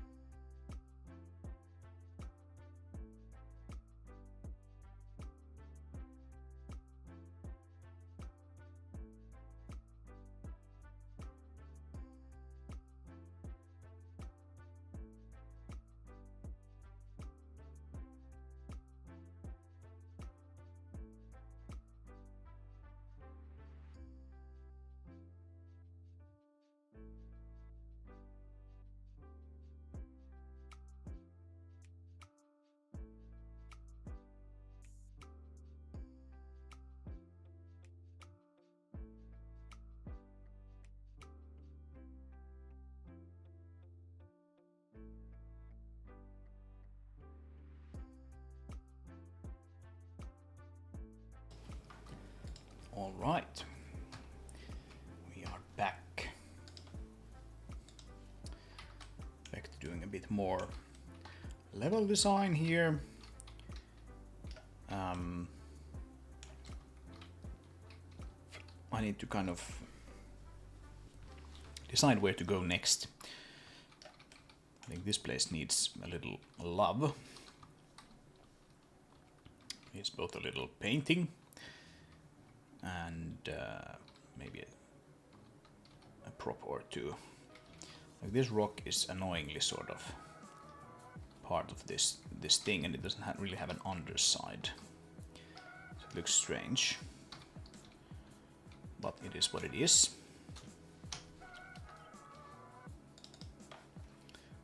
Some time ago I decided that that is what I want to do here, so oh well. I mean, I could always take these rocks out of these cliffs and just handle them separately, but no, not gonna do that now. This will be quite good. Let's see how much of this rock face is actually. Yeah, it doesn't go very deep actually. I was thinking I would maybe want to like level that out a little bit around this monorail support.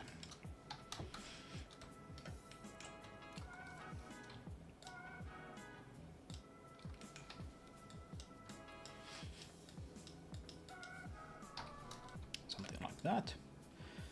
And do a little bit of painting. Paint.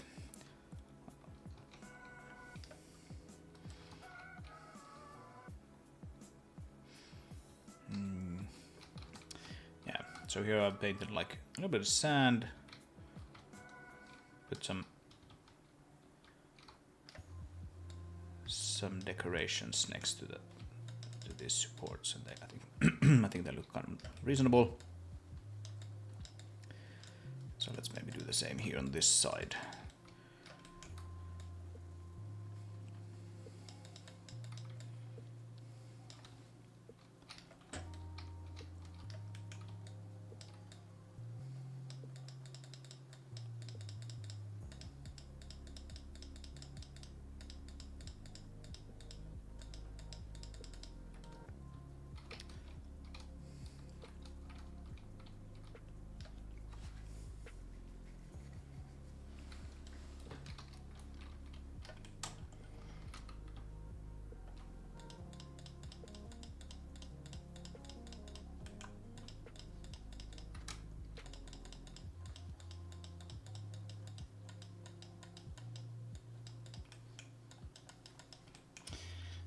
And if you hear a dog barking in in the background, then I apologize for that. That's my neighbor's dog.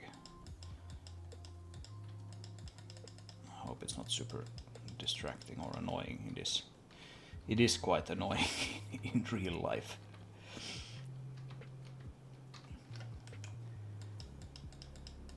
But what are you gonna do?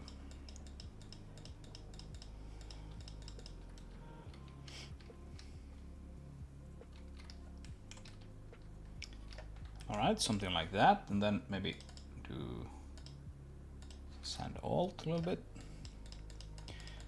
I haven't really painted any gravel here in this part of the level at all. I wonder if I want to do that, or if I want to reserve that specifically for the roads.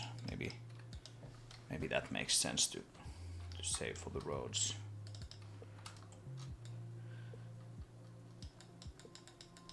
We'll see. We will see.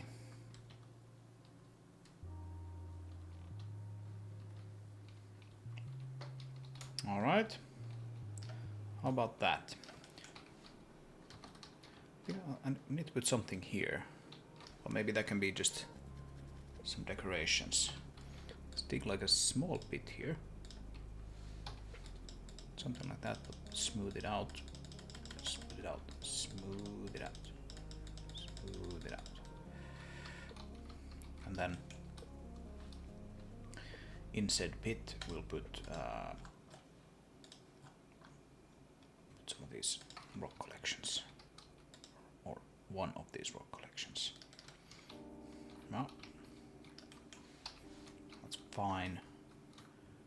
Paint a little bit of sand around them.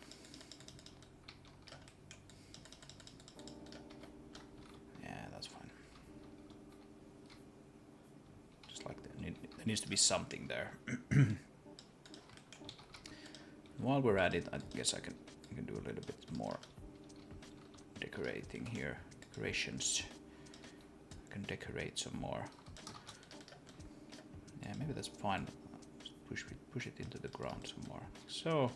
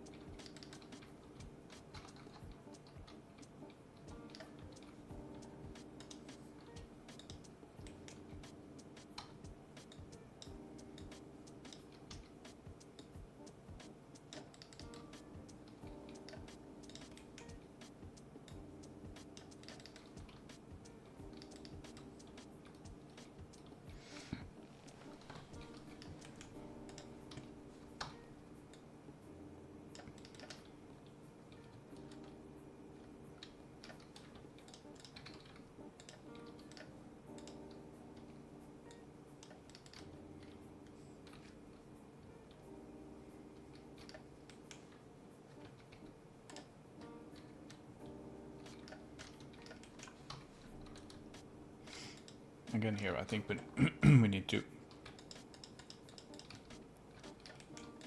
do a little something about this. If you just place like a mesh here, rock or a tree just on the ground and don't do anything, don't do any painting, don't do any digging or raising, it just doesn't look natural. You have to do a little more work to actually make it look like it sort of belongs. And here's an awful lot of green.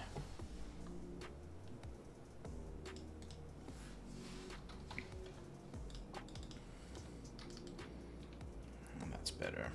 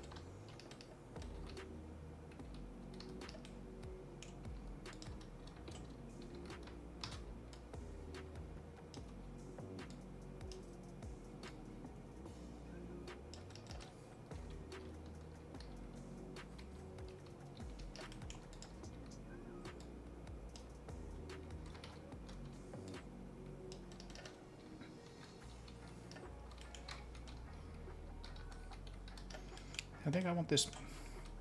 I was cutting into this earlier. I think I want it even a little more sharp than this. Even still, a bit sharper. Let's see if we can make that happen.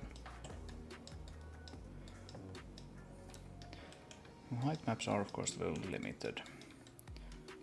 If I were to build a new engine today, I would probably not use height maps. Some sort of vector map or something to do terrains.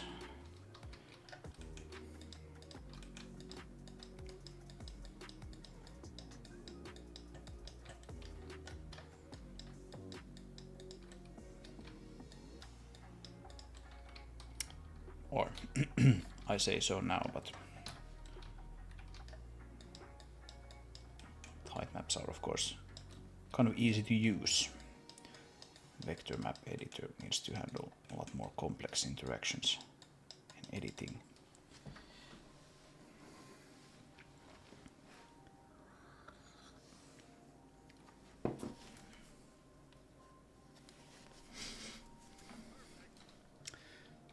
But yeah, that would be cool to have vector map terrains. And if you don't know what I'm talking about, then there's a very good GDC talk on YouTube from a few years ago on Halo Wars and how they did their terrain. They used vector maps for that. And it's pretty cool.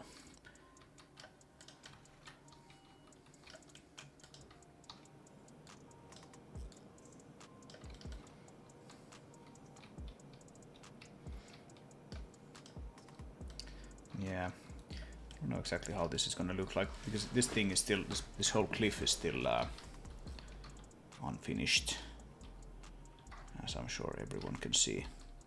How big is this piece actually? Yeah, it's pretty big, and it even has this rock and other things in it, so probably that, like, yeah, that whole, this whole wall there. So it's a little annoying. It's a little annoying.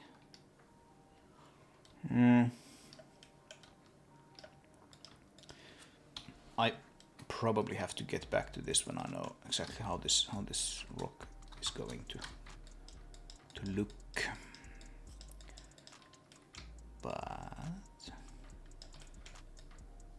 maybe we can do something, a little something in the meantime here. Make it look a little nicer.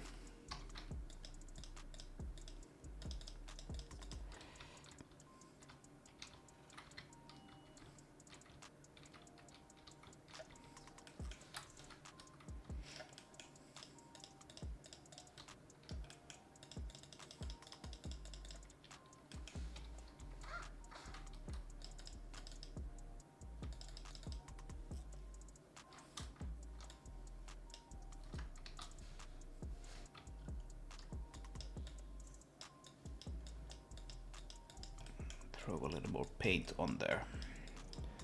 Paint, paint, paint, paint, paint, paint.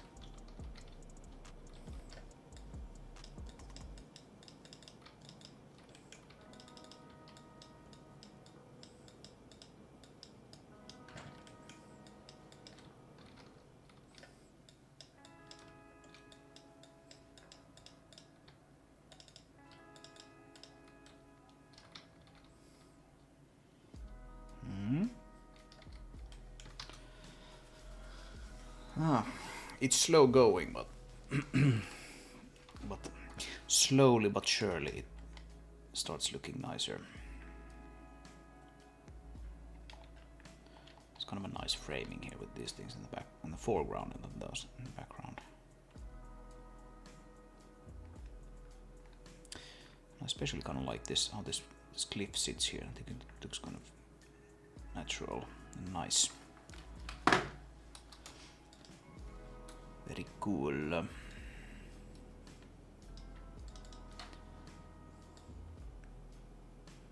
Do think we need some trees here though. Maybe not a whole collection, but a few. Let's put like a yellow one there, scale it down, break up the similarity between these two guys. And then maybe like maybe a spruce one as well. Like that.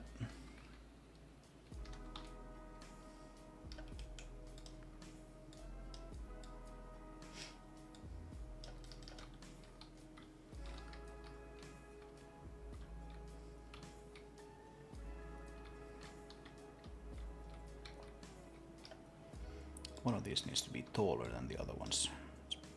Let's scale that up then.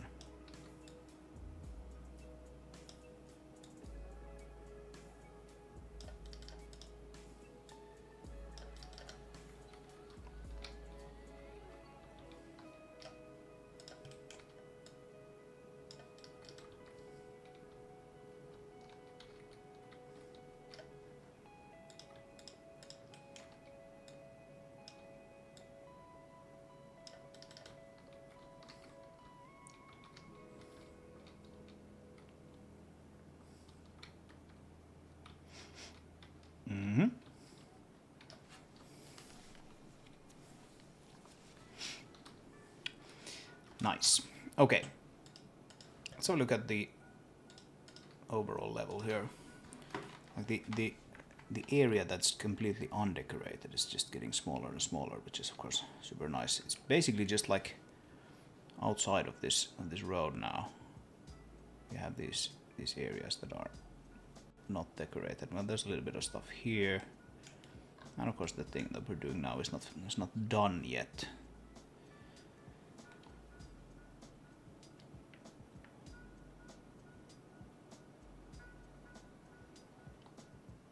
But yeah, approaching some sort of decorated state here finally. It's taking forever.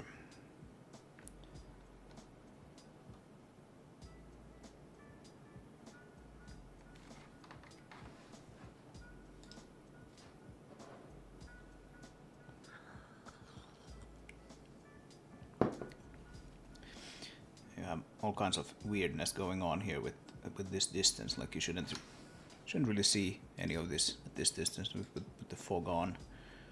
Fog hides a lot of stuff. Not this sea fighting here, but a lot of stuff.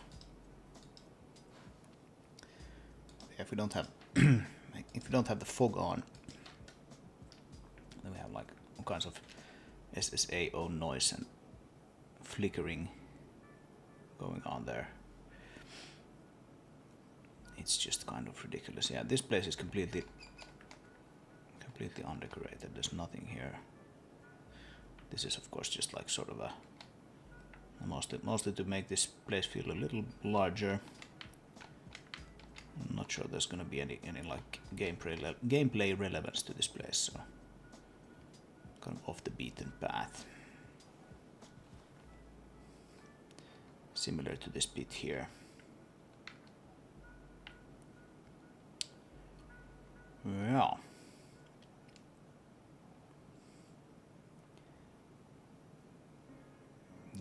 Yes, okay. What's the next thing then?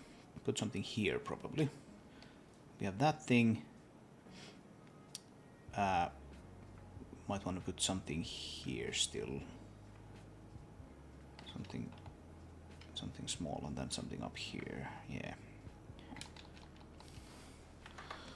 Alright, let's get to it. Try to get like a first pass of stuff here today, and I can add the grass tomorrow, and then it will start looking pretty nice, I bet. But what do we do here?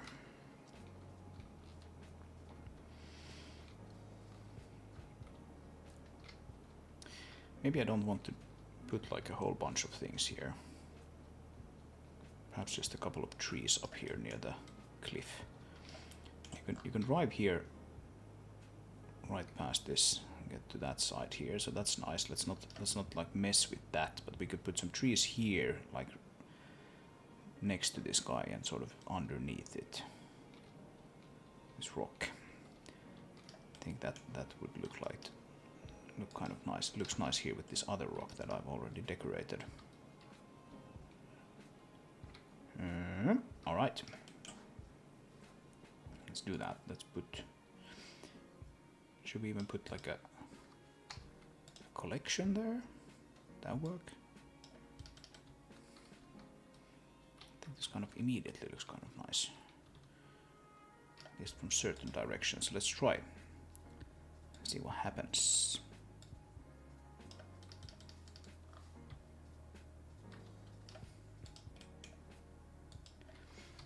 And again, we have this. This guy is a bit of a problem child. Unless you want to like seriously. Oh, I need to turn off that thing. Unless you want to seriously like tilt these trees, then and that this guy tends to actually kind of end up under the ground. That's not nice. But you can do something like that, and that already looks better. Okay. Need to tilt it just a little more though. Like that. Maybe that's too much. Let's have the earth rise up to meet this tree instead. Fix the problem that way.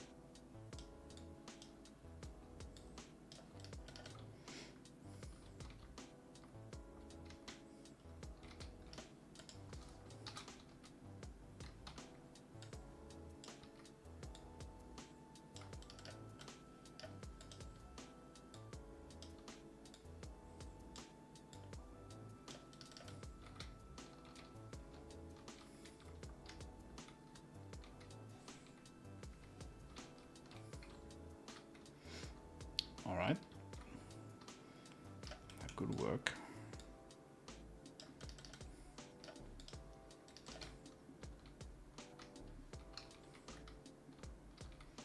I think it's gonna work once we get the grass there, but it looks maybe a little weird now.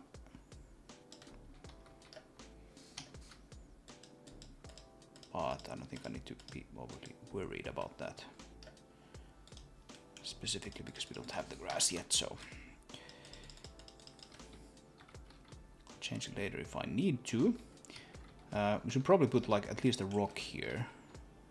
A rock and maybe a single tree or maybe a couple. Because just driving on a completely empty field just doesn't feel interesting at all.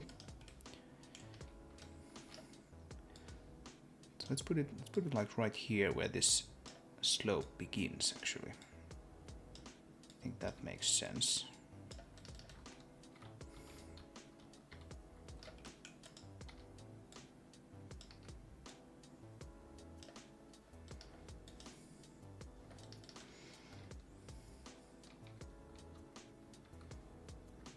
Yeah.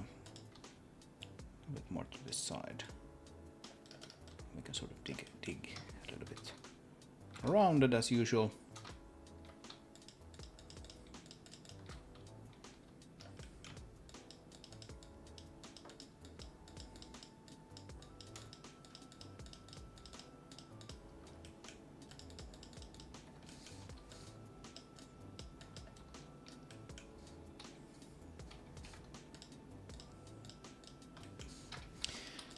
I tell you what though, you get sort of a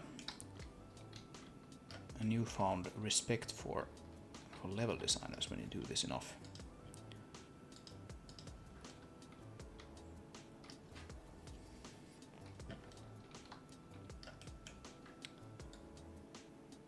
all of the awesome video game worlds that you've played without even really looking at things. They've all been made by people. I guess nowadays there's a certain amount of stuff that can be done with AI, but I don't think very much yet. And it's only recently that has been started to be the case.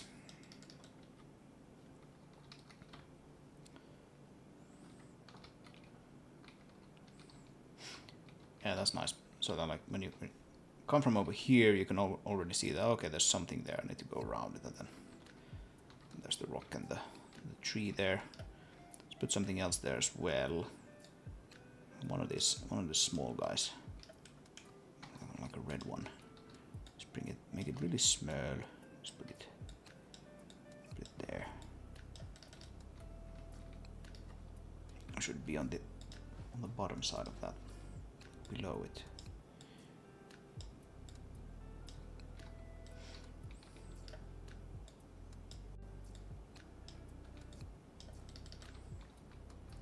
Does that look better?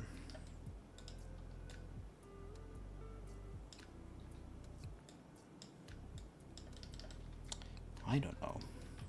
I don't think so. Let's move it back up.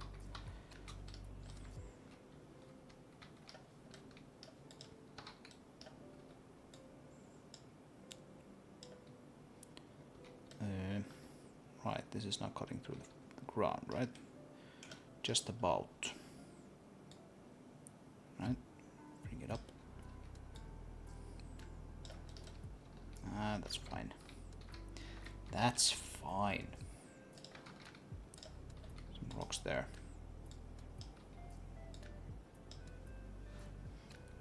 That's a bit too big, maybe. Like that.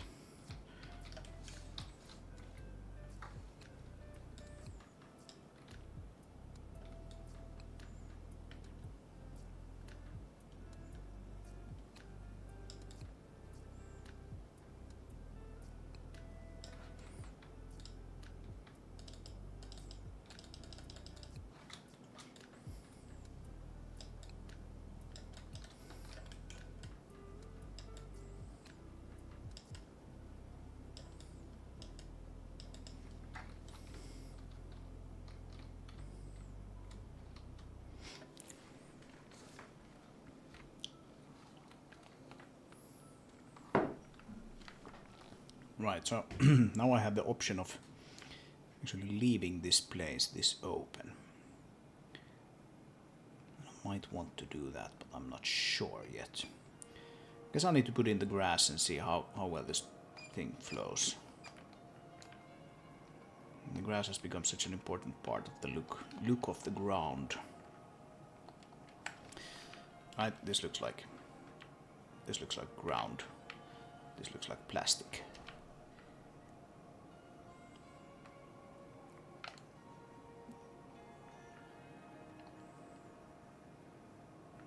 Same thing from the other way around. This looks like ground, this looks like plastic.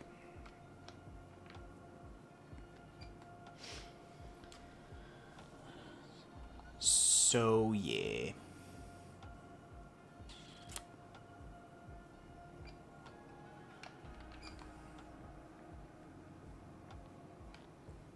All right, let us. Actually, I was thinking we would play this a little bit, but let's not do that yet. I'm gonna put in a few more trees and maybe some rocks here, a few more decorations, and I think we have like sort of like the minimum viable product version of this. So let's do that first. All right, and I think here we can do some of these collections. Maybe even scale this up a little bit. Let's see, what do we have? Right, so now we have this issue again. I'm gonna rotate it, and we don't have that issue really anymore.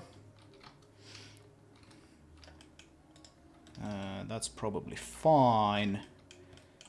Let's have this body of trees sort of reach out, not be exactly glued to that cliff there, but actually sort of reach out this way a little bit. I think that will look more interesting. Should we do a little bit of a height difference here as well? Something that would kind of explain why those trees are exactly where they are. I don't know. I don't know if that explains anything, but let's do it regardless.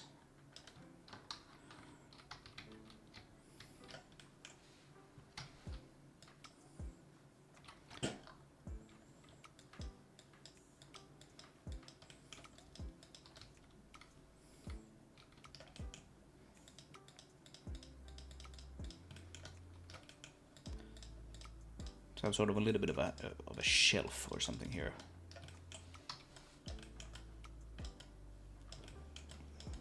Where we have these trees. Very little thing.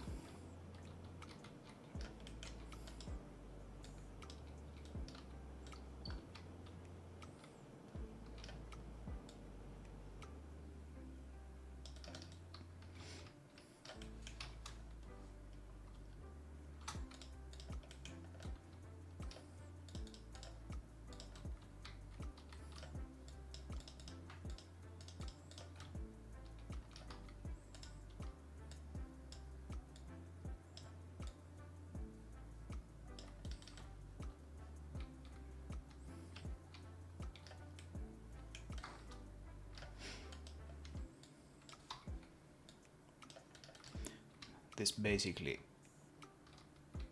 creates sort of like a wall here. These are so tight together. I don't think you can really fit a vehicle through there, but you don't really need to. We'll take one of these groups and put it a bit further away, like that. Yeah.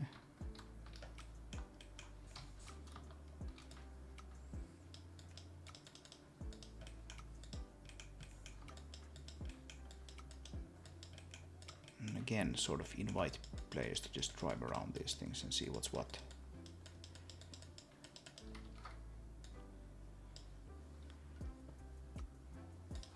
I'm just gonna put a single one here. Scale it down a little bit.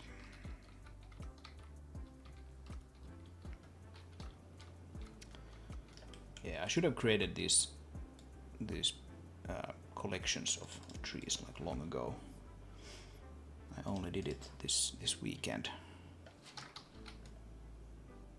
Spruce branch red. There we go. Let's make another one, maybe yellow. Branch mesh 2 yellow.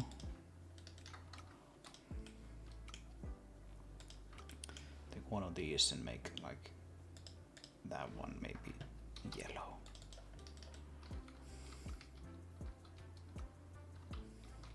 Yeah.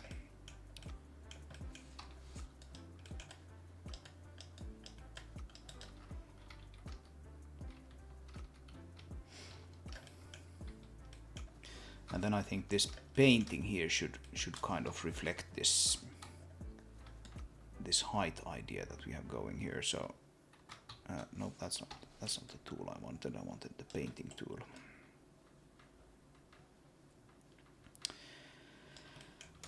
Right, so take a little bit of this sand stuff away from there. Can have it go this way instead.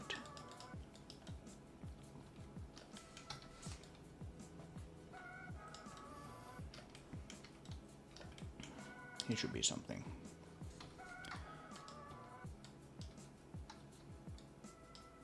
One of those.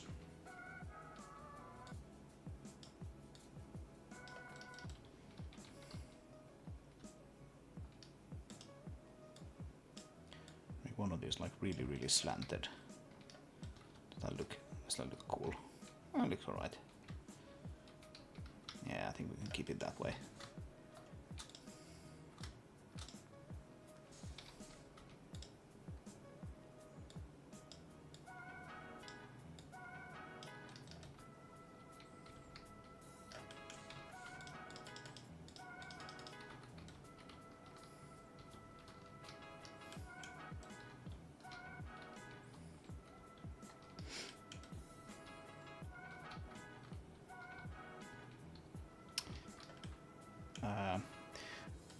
Let's check one thing here.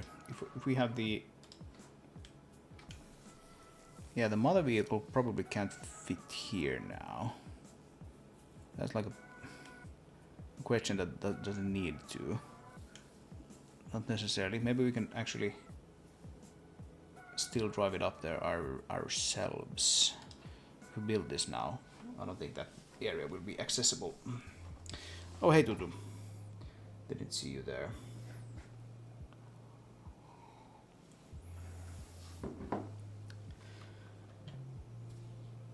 It's been a long day.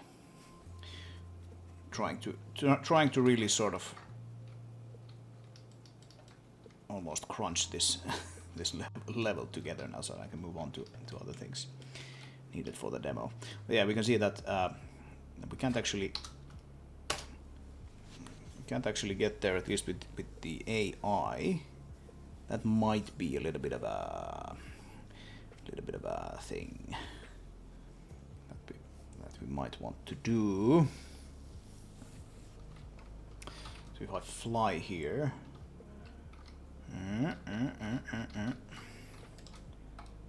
put the mother down. Can I squeeze it past that? I think I can.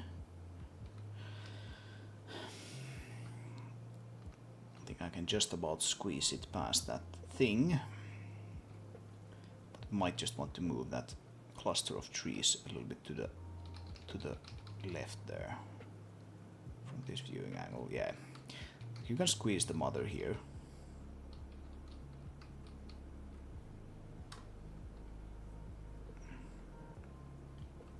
It's not really a requirement to be able to get it up here.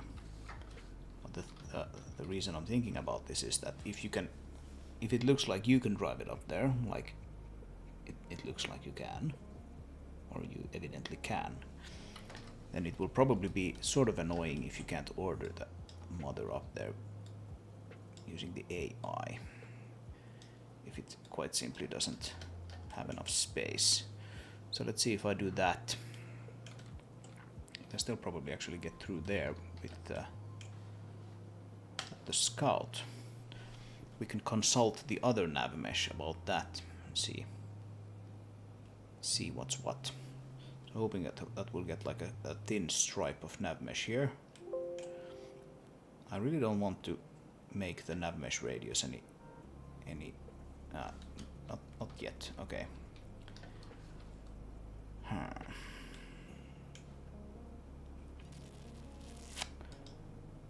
Okay.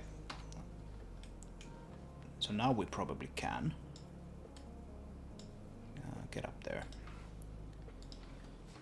And if that's the case, then I'll just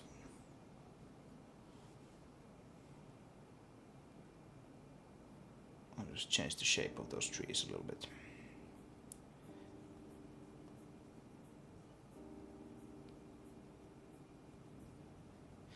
Right. So now we can get the vehicle up here. This is definitely going to be a no reverse turn zone.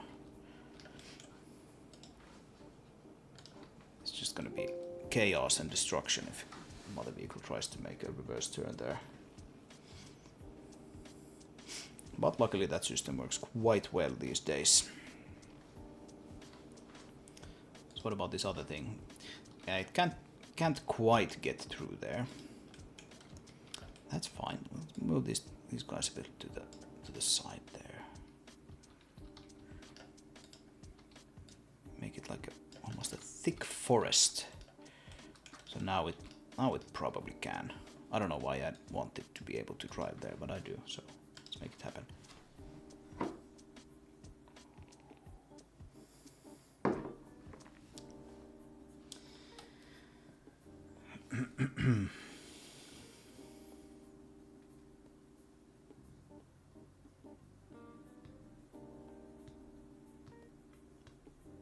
Oh, yeah. Previously, well, okay, one thing at a time. Now this fits. That's good. Previously, I said that we really only have areas outside of the road now undecorated. Well, we have the whole refinery still undecorated, so that will take a bit of work to get done.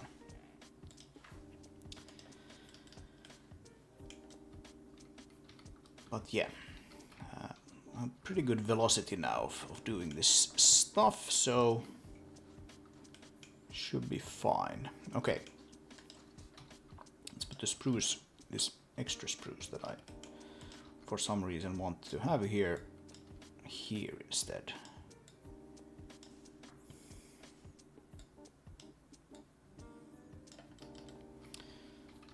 Something like that. And then this tree is flying a little bit. Move it down. That's all right. Then we need to tweak the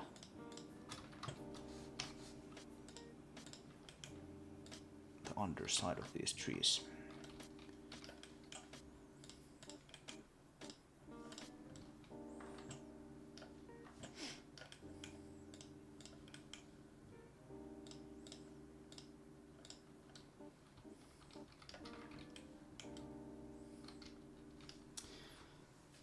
Remember when you added the rail station up there? Oh, this one. This guy. Yeah, that must have been like over half a year ago. Right? That thing has been there for quite some time. I feel.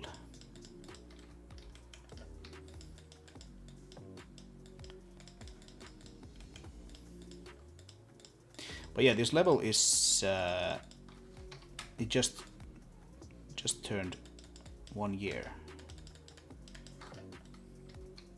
Right? I've been using this level now for and working on this level now for a little over 1 year.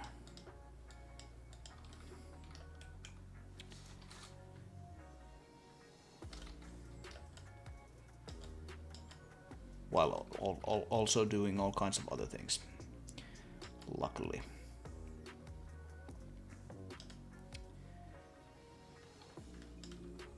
And also, luckily, I feel like there's an end in sight for this level. All right. I think this configuration should work quite fine. We still need to paint a bit more. Look, sand alternate sand under these guys.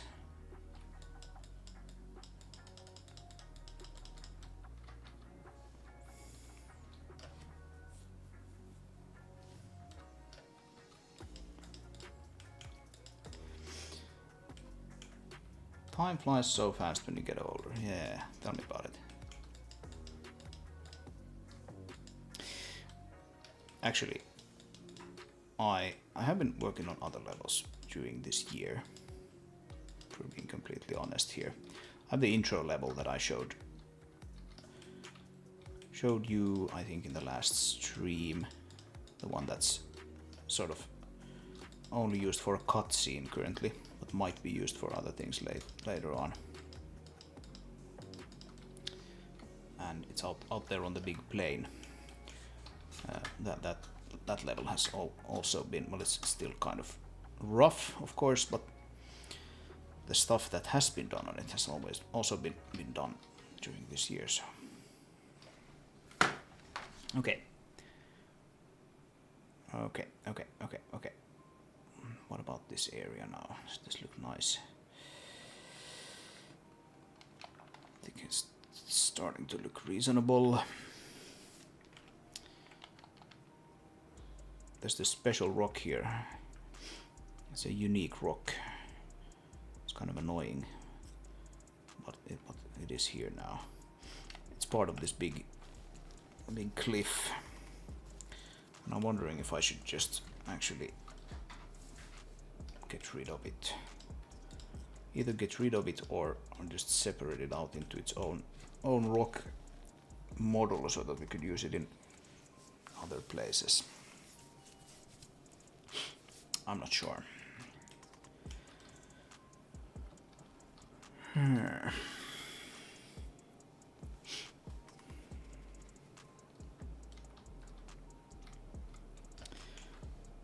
Anyway, let's put in some decoration rocks. Rock decorations.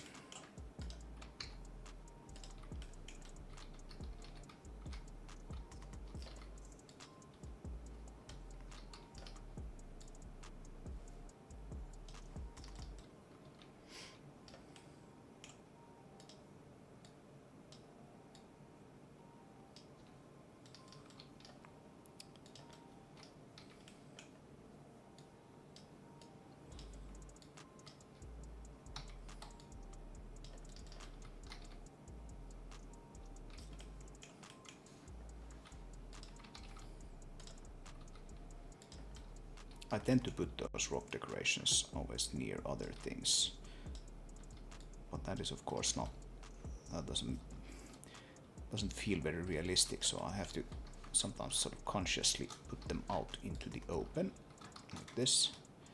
Typically I dig a little bit of a hole, bit for them. It's a little too large, like so.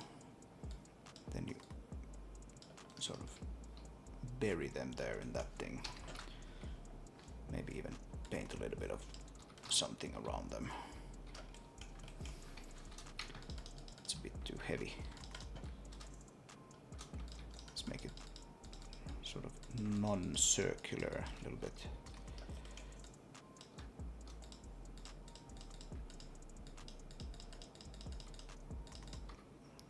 Something like that. Can look kind of nice.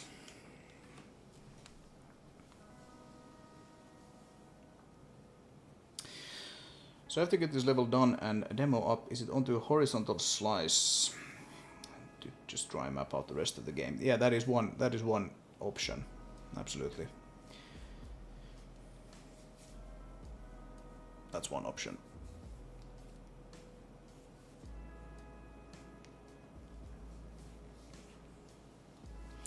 To be honest, there's enough work in this demo still that I haven't really kind of figured out what's going to happen after that, and it of course also depends on just the reception that the demo gets.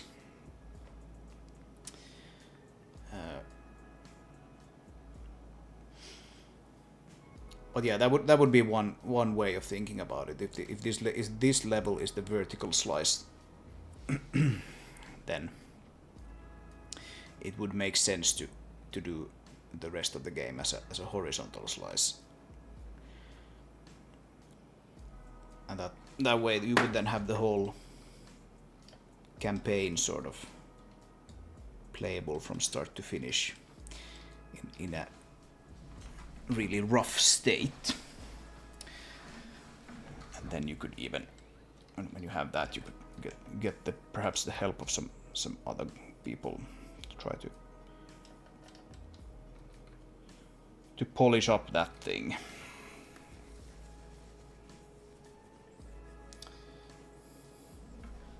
That is definitely one option.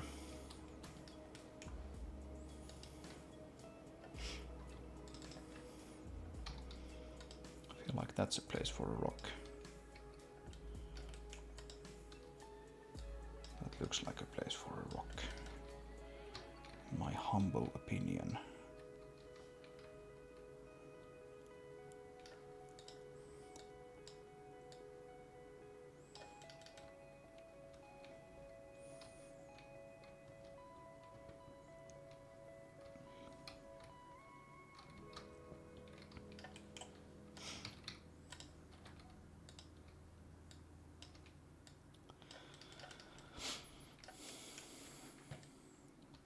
But yeah, if the demo gets really popular, for some definition of really popular, But like if it gets more traction than I kind of expect it to, maybe.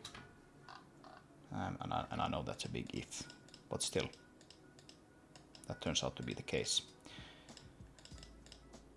Then what I'll probably do is spend some time polishing up the sandbox mode.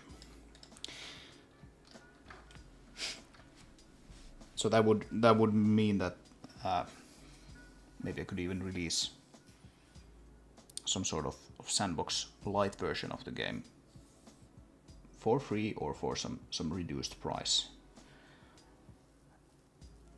That would come with tools to actually add more stuff. Maybe like Steamworks, is it?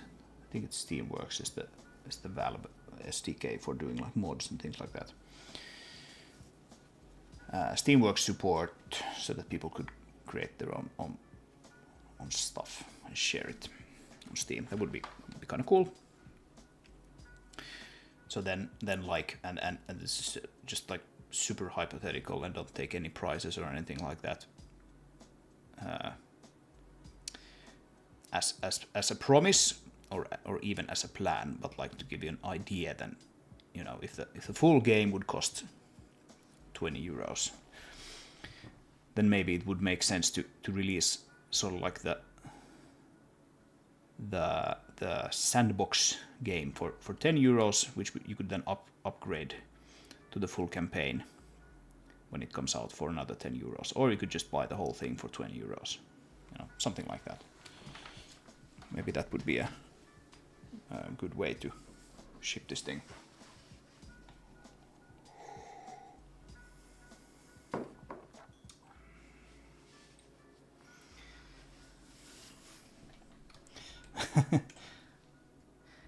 Yeah, leave her. I think there's actually a problem with that. Basis max wheel count is currently 8, but I think PhysX actually has like a third. Well, I mean, if we are, you know, thinking about PhysX still for this, like NW. This is the N wheel controller in basis. Let's see. I think PhysX has like a limit on the wheel somewhere. But I don't remember exactly where it is.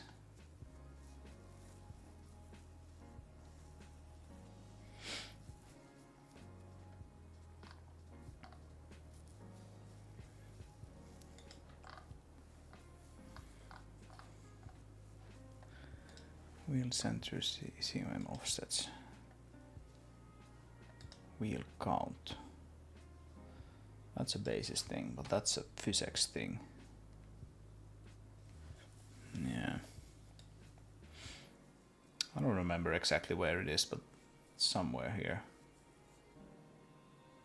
Number of wheels.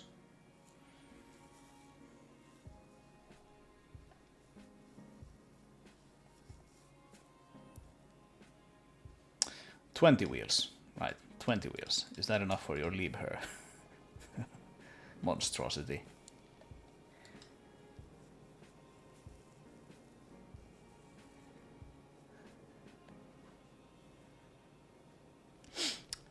Also, this is PhysX 4.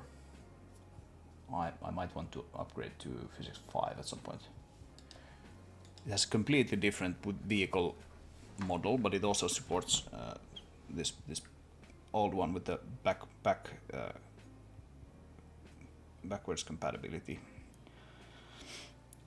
So upgrading to it shouldn't be like a really huge thing. 10 per side, yeah, looks like it. I don't know exactly, but yeah, basis currently supports only 8, so 4 per side.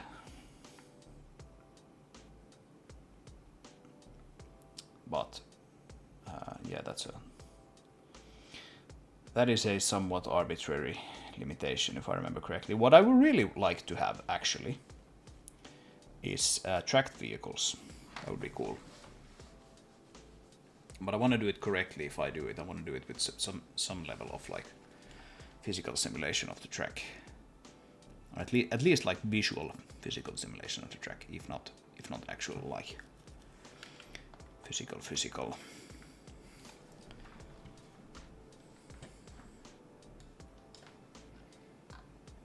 That would be nice if we could have tracked vehicles.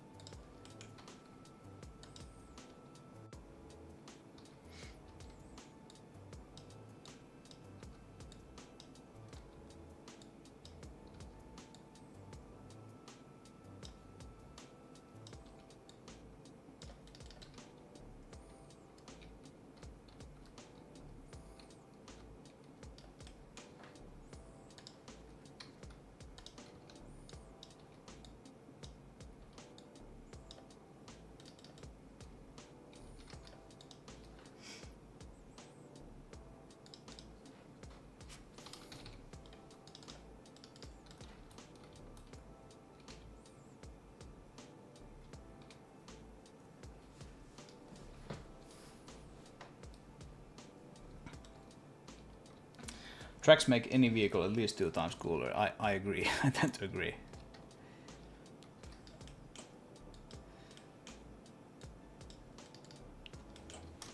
You can make some really basic tracks just by doing some like UV animation. But that's not very fun. I think what makes actually driving fun in Traction Point is the fact that it's sort of physical, and the vehicles tend to be kind of slidey, and the mother vehicle is just super heavy and all of that, and I think that should be reflected if possible in the tracks. But I'm sure you can make it look kind of nice and animated without actually physically animating, or sorry, physically simulating the tracks. I think physically simulating tracks is kind of a crapshoot. I don't think it's probably not worth it. But making it look like you are, that is another thing.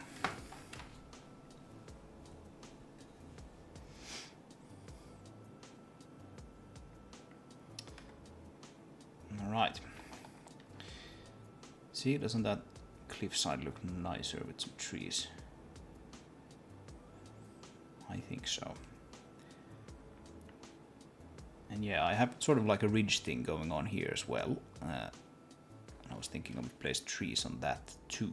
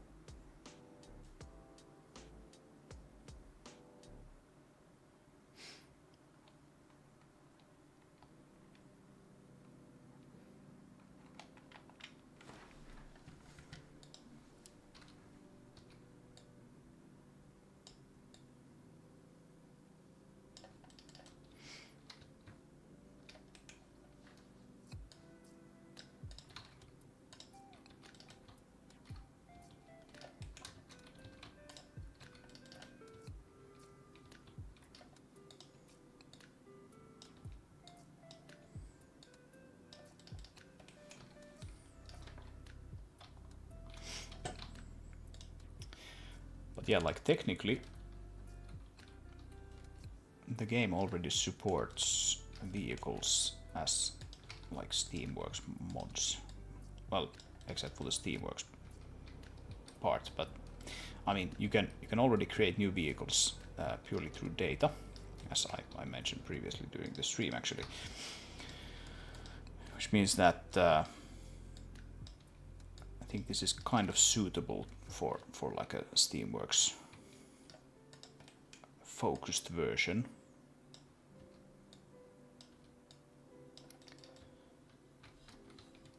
But again, like then you need to, well, either you need to sort of make it clear to people that like, you know, whatever you build maybe become very wonky and weird, or then you need to like be prepared to spend some amount of time actually supporting people who build things for this. Not sure if I'm really set up to do that. We'll see. There are many different paths to take here, but I think that the first thing to do is kind of to test the waters, see how people like this, just the demo. See like if people are crafty enough, they will make new vehicles, whether I give them the tools to do that or not. That would of course be the highest form of flattery, sort of. People just start modding it and adding the new things before I release any tools.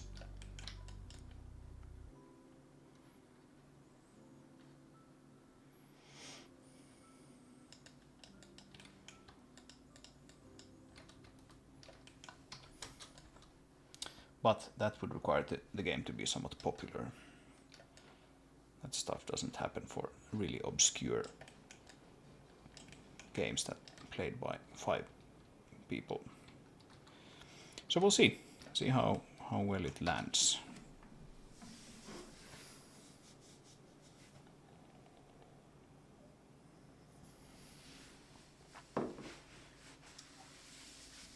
Yeah, screw tanks are also very cool. Screw tanks, of course, they are sort of arguably easier to animate because the screw is rigid. It doesn't really change shape.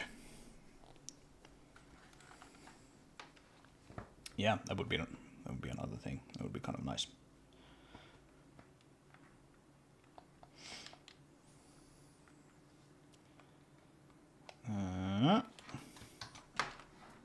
Right, a few more trees here.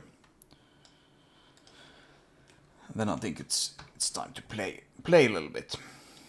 See how this thing plays. So this is the path up to the refinery. People are gonna come here and then realize that, oh, the path is actually blocked. And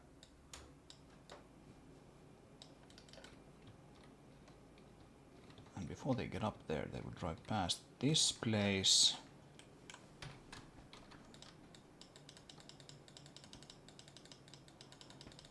We need to make this habitable for these trees somehow.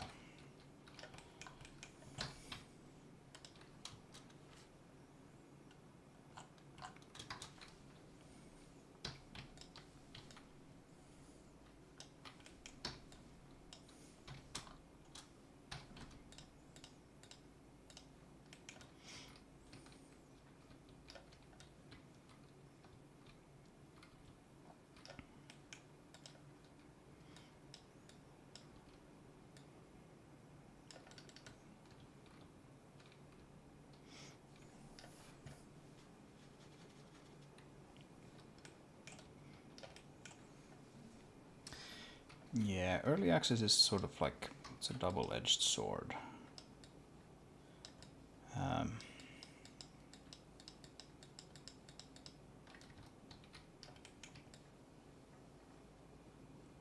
I mean, sure, the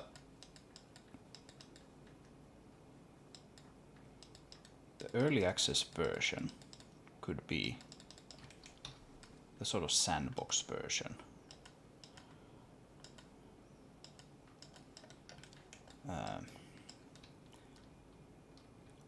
I mean, I could see someone releasing it that way. That you basically get like the game, you get maybe just like this one mission, and then you get the sandbox, and then you get a vague promise about getting the campaign later on, that sort of thing. But early access typically still means that you'll buy the full game, sort of.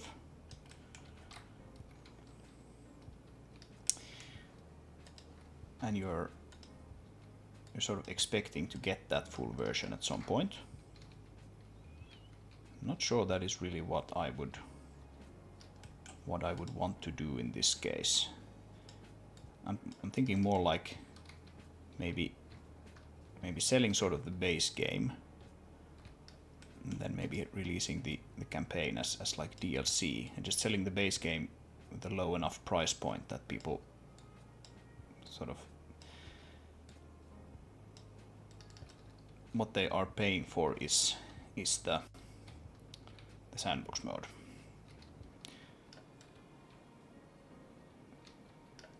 Maybe you'll be upfront from the start with the idea of there being a campaign later, but that's sort of like it's just planned future DLC in a sense.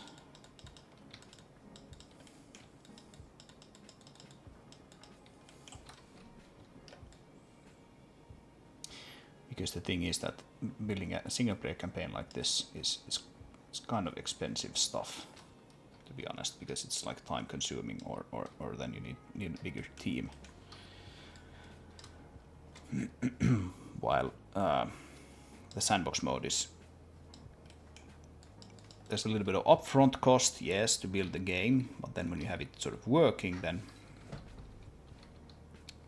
you can get a lot of gameplay out of the sandbox and the physics simulation and all of that with very little effort. So yeah, I don't know about like early access in the traditional sense. I'm not sure if I would be comfortable releasing it under the early access moniker, but we'll see. I don't know. It's possible. Let's not use those grooves now. Let's put in some other trees here above this.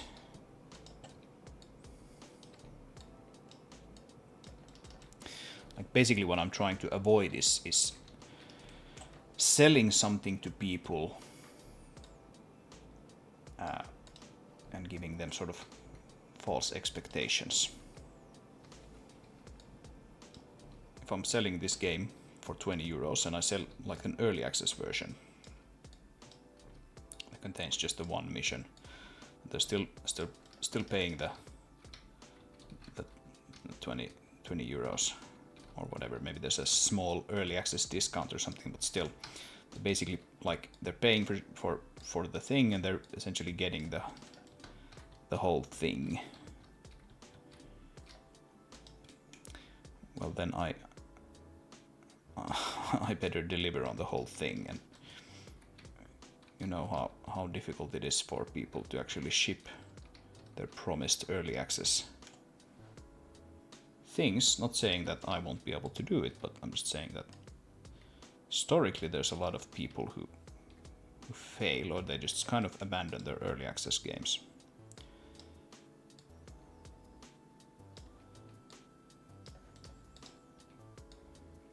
And I'd rather sell something than they get what they pay for immediately,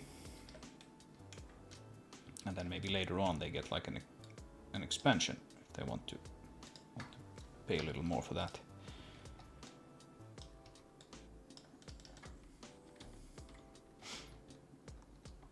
But yeah, we'll see. We will see.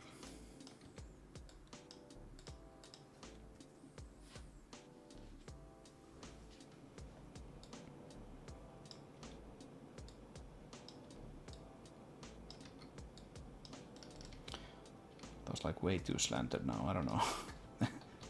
they look a little too slanted maybe. Let's reset the orientation and rotate them just ever so slightly, and then then do like a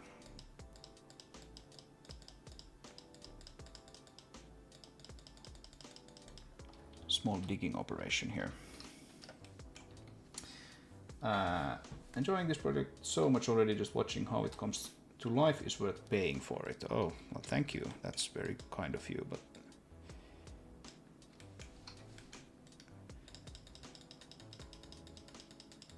I don't unfortunately think that's how most people feel. But I'm glad that is how someone feels.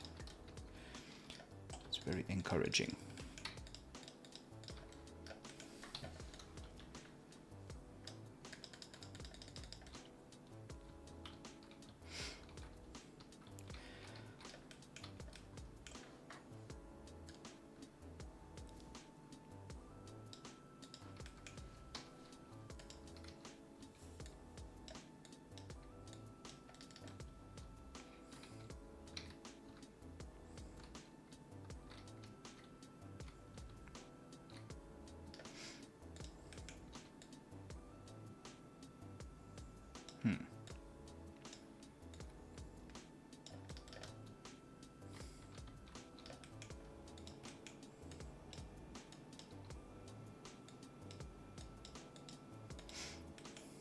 What I'm trying to do here, basically what I've been trying to do this whole video, for being completely honest, is just making these things look like they're not actually designed by a person, but rather organically grown.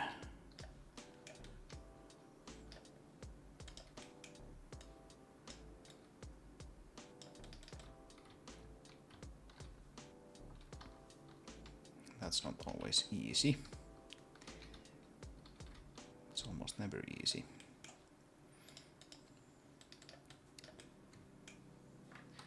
There's probably be like one more of these guys here, very close to this.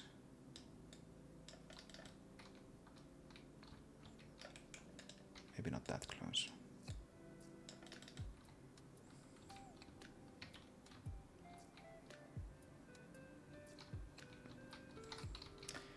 And there should be probably another one right about here.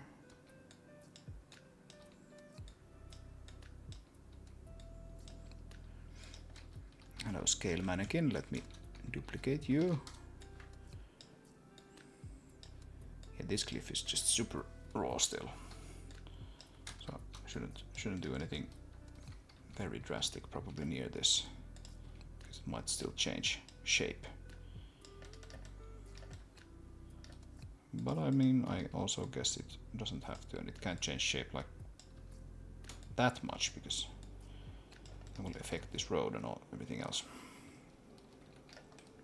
But it might change shape a little bit.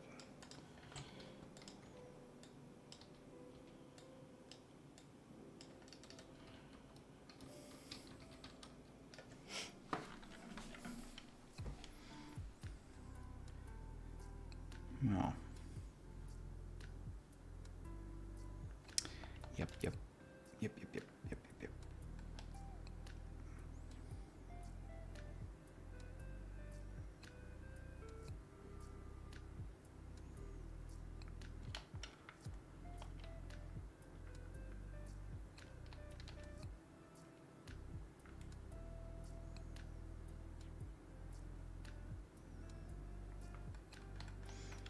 That looks a little bit like a wall, which it kind of is, but it's not necessarily very natural looking. What do we do about that then? Let's take another spruce collection and put it like here,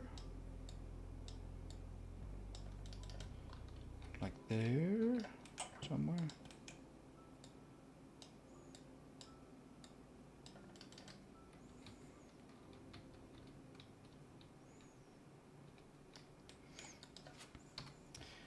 Maybe we don't do spruce collections because the ground is so slanted here that it's tricky to get them to sit. luckily we don't have to, we can just use individual trees.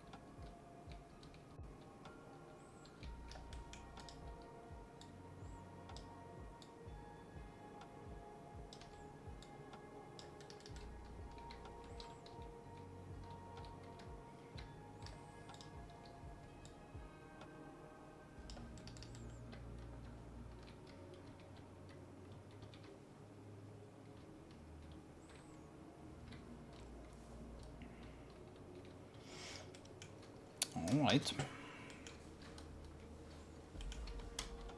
Maybe that's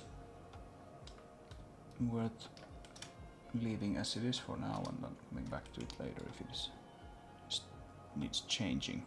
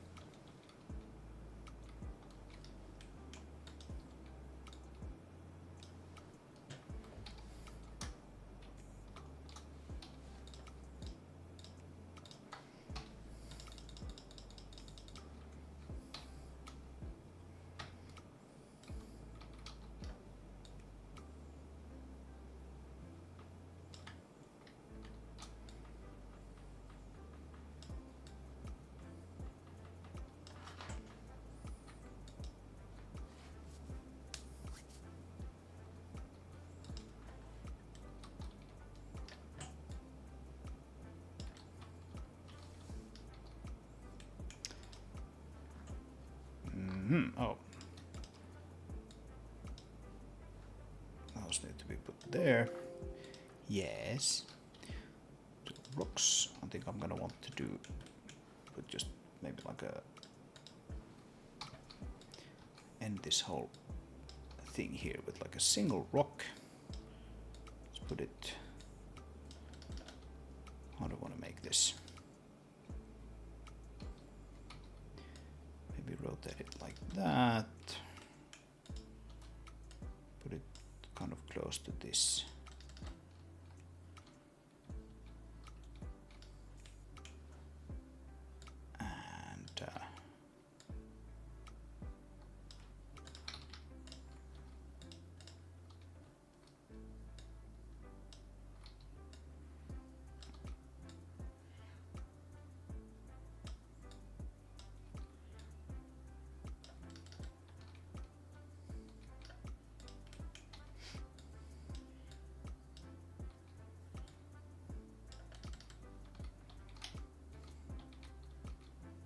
Something like that, and then is that basically it? Is that enough? Do we have enough stuff?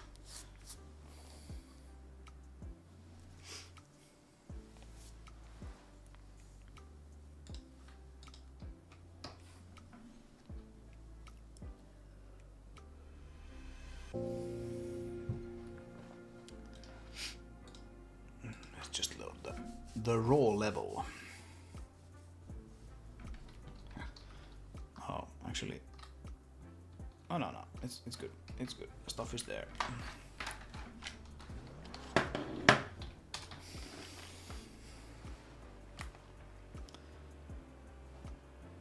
Right.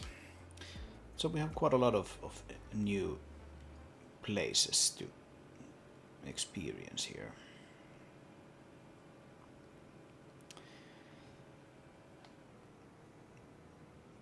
Like this whole section.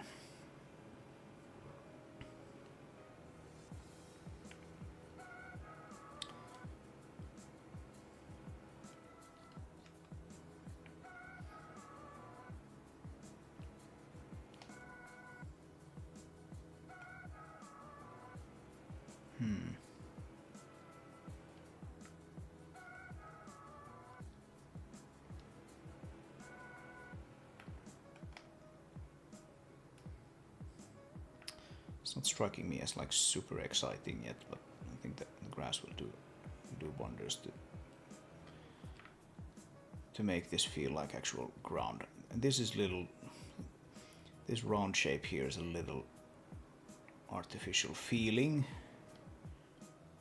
I probably need to look at that a little more.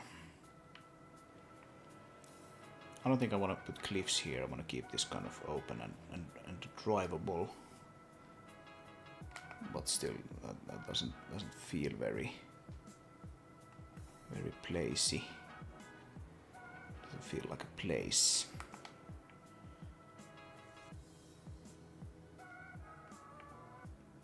And yeah, that other side obviously looks very boring still. All right, remove the smokestack.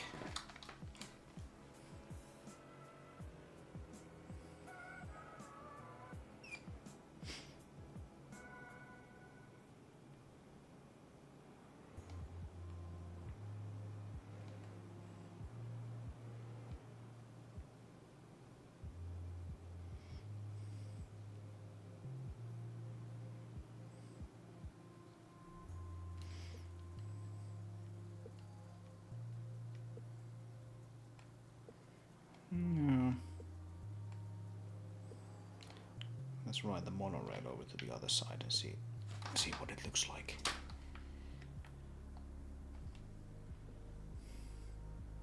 From over here.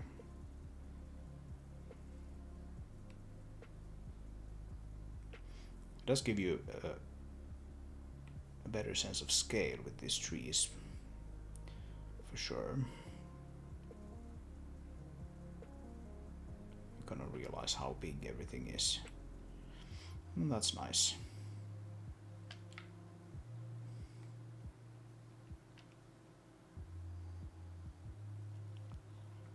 That is, of course, very nice.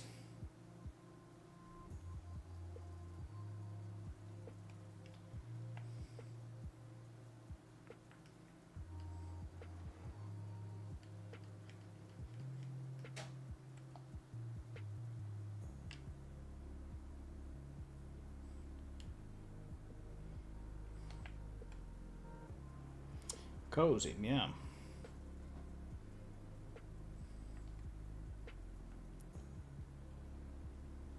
Cozy little world.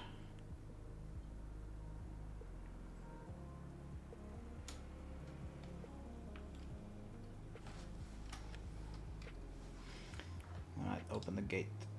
Open the gate, come on. Open the gate for me.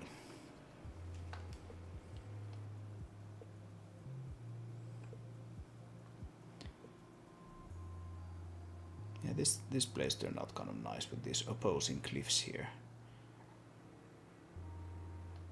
Kind of feels somewhat realistic.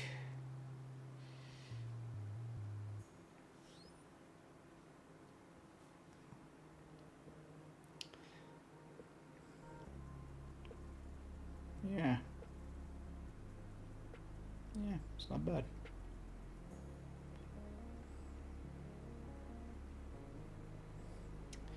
It's not bad. That's all I can say.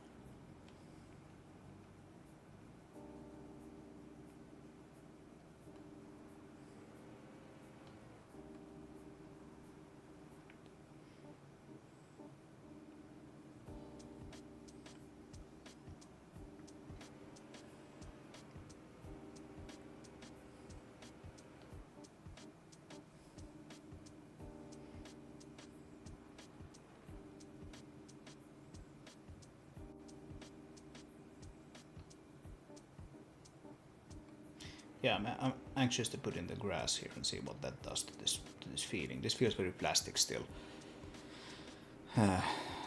It's kind of the big worry or annoyance that I had before I actually put in the grass there on the, or well, I before I developed the grass rendering system, was that it didn't feel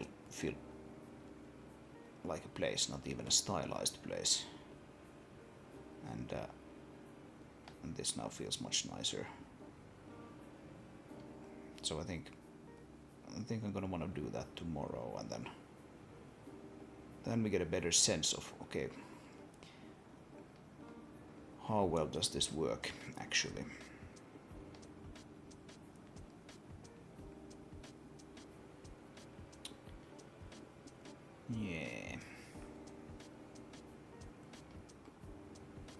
Yeah, we have a little bit of the same problem with this like unnaturally round shape here. This is something that I also did earlier today, just made this bump here, or actually added a bump here. Wasn't one in the first place.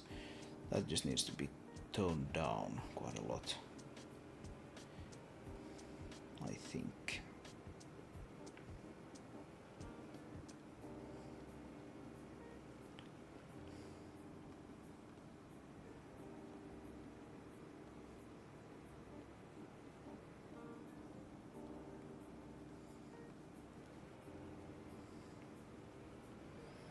Yeah.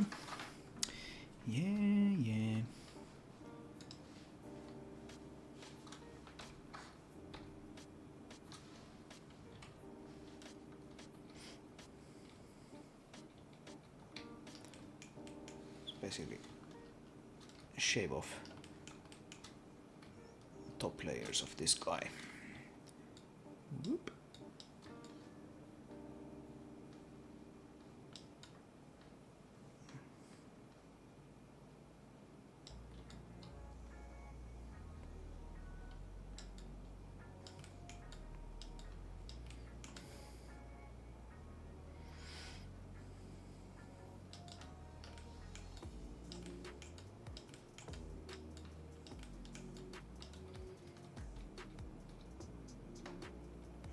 Yeah, that's more sensible. Like if we undo all of this and then redo it.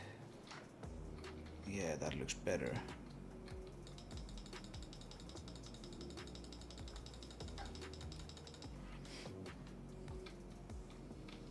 Same thing here.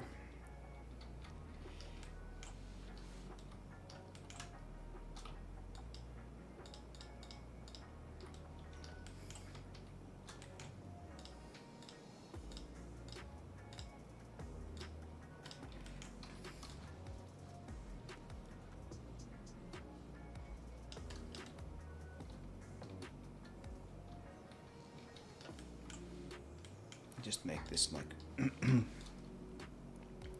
less of a some kind of Teletubby land, and more of a realistic looking place.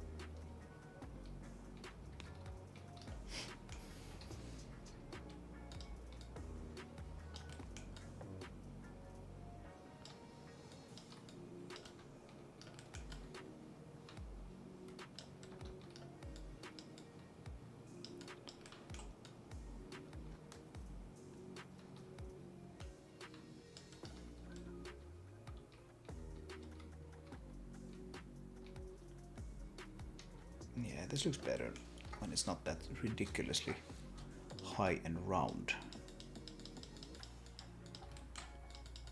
It doesn't need to be. That was just an idea I had earlier today that it should be. But I don't think it works, now that I see it with a bit more decorations. So let's just get rid of it. get rid of it, but let's tone it down quite a bit. This can open up this area quite a bit more. I still want the sort of main path, if you will, to like go down there. But this can just be an almost equally good place to just drive down. It's fine.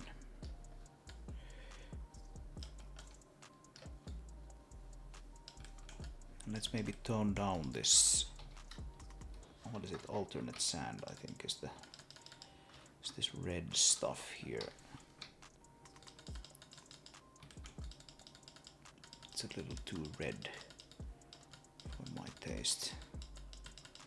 Can be a little bit of it, but not this much. And again, this will look nicer with the grass. Keep going on about the grass, but I think it just changes the look of this so much that it's worth going on and on about it.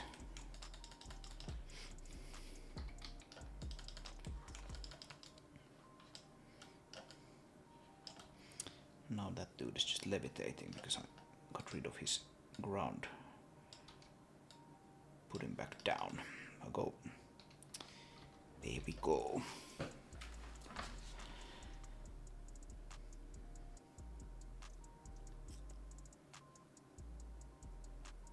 Yeah. Yeah, I think this is a reasonable evolution of this place.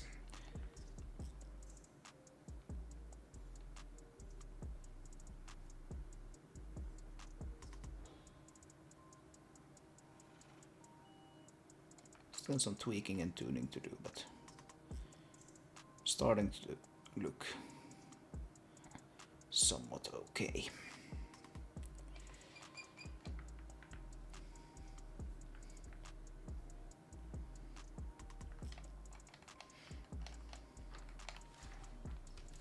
Okay, save level. Fog off. And let's do like an overhead. Take an overhead look at this.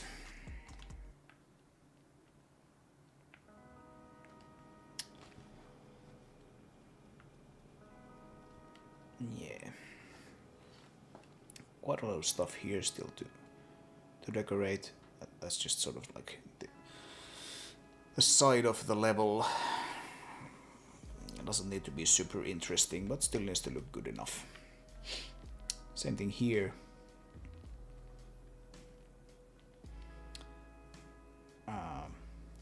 A little bit of decoration work here to do, then the refinery. And then of course, like all these houses and devices and everything, they need to be properly modeled and textured and everything. Yes. Alright, but this is a pretty good push for a Monday. I'm thinking I would dedicate this week to really pushing to get this level in a decent shape.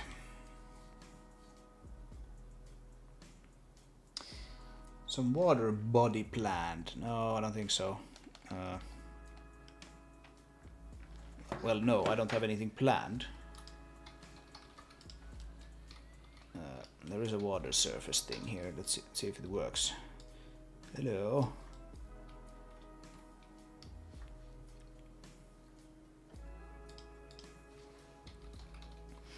Water surface. I have a few different shaders. And we could put could put water somewhere. But the water is kind of heavy to render, and it doesn't really follow the art style of the game. Yeah, we can put water in places.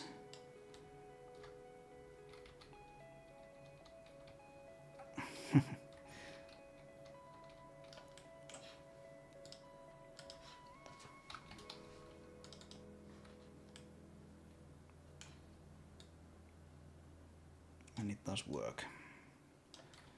And you can tweak it quite a lot to actually make it look decent.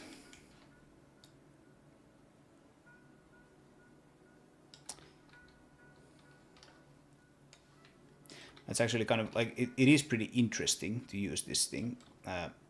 It changes the sort of feeling of a place quite a lot when you suddenly place it underwater. Like if we make this kind of large, 500 by 500, and then start raising the water level. Now we have water here. Hey. Let's see. Full opacity depth 10. Yeah, there's a Fresnel thing. There's a Fresnel thing going for sure. You can change all kinds of things here. Deep water fade end. I don't quite remember how all of this stuff works.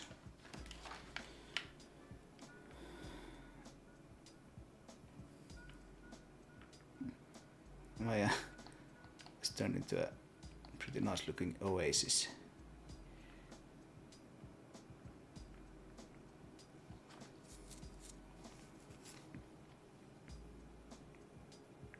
But yeah, this water is not it's not reactive. It doesn't react to any sort of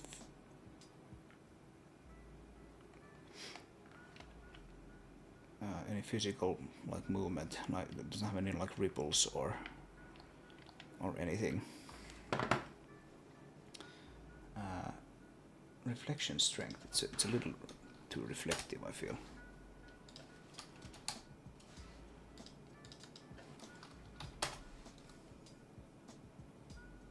Full opacity depth.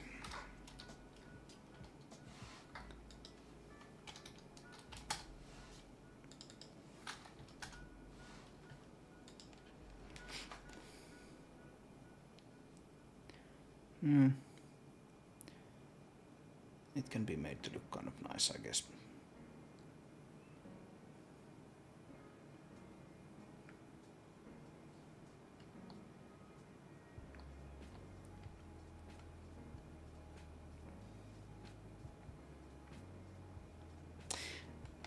Yeah, I'm thinking I would probably like to have water in some form or another, and I would actually probably like to have sort of flowing rivers or something like streams more than just like this is a sort of a reasonably calm body of water. Where's the actual center of it? It's right there. All right, it's really huge actually. Yeah, it goes all the way over there. Let's make it even larger. 1,500. Now it's just everywhere.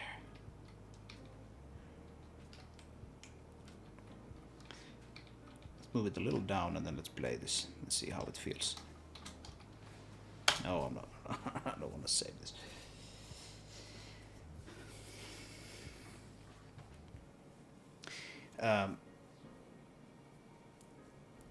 But yeah, there's some kind of interesting water things. Like you could see it like right here. Like you can. Well, first of all, if you put the camera underneath it, it just goes away.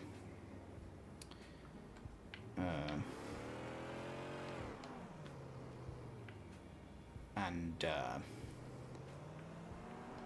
that's kind of a bummer.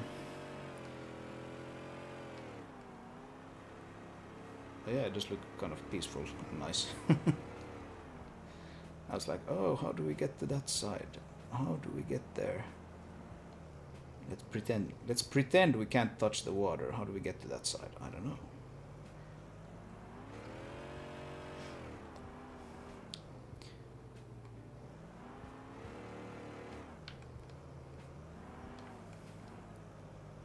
Where does the water actually end now?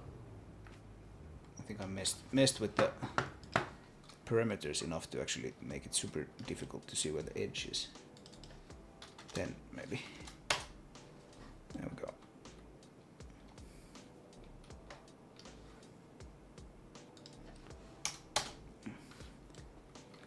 you can clearly see where there's deep water color.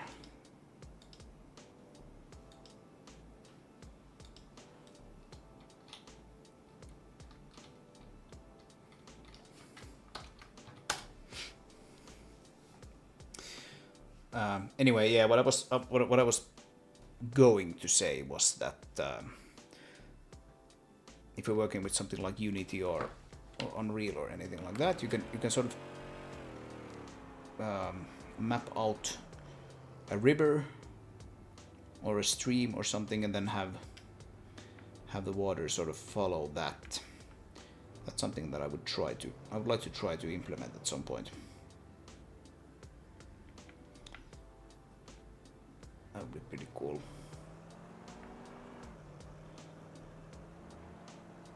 Then you could have like running water that you need to cross or something. But yeah, it can be much more cartoony than this.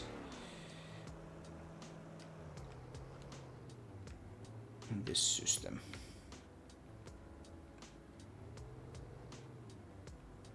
Oh no, the world has been flooded. Whatever will we do? Oh, you could ride the monorail over the water, that's not a problem. That would work quite alright.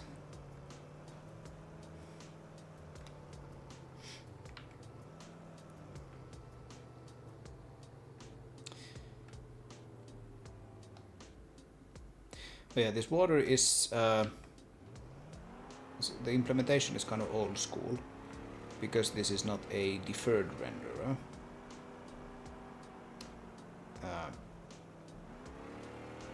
I actually just basically render the world twice. Once for, or actually 3 times, sort of. Like once for the refraction, once for the reflection, and then normally. And I think it works with dynamic objects, right? Yes, it works with the car as well.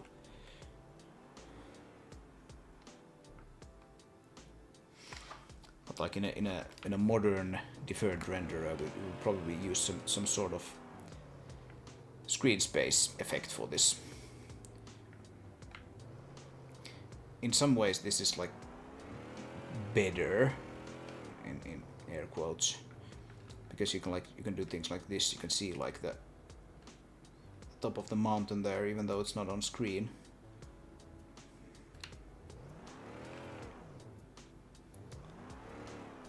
But yeah, that means that it is somewhat heavy, and it's kind of meant for smaller bodies of water, not like a big one like this.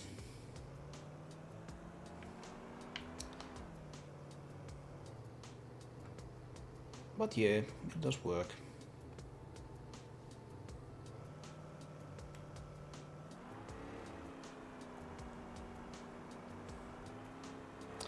Yeah, all kinds of screen space effects can look terrible. It's kind of just the nature of it, but I mean, so can screen space ambient occlusion and any screen space effect, really. Screen space reflections.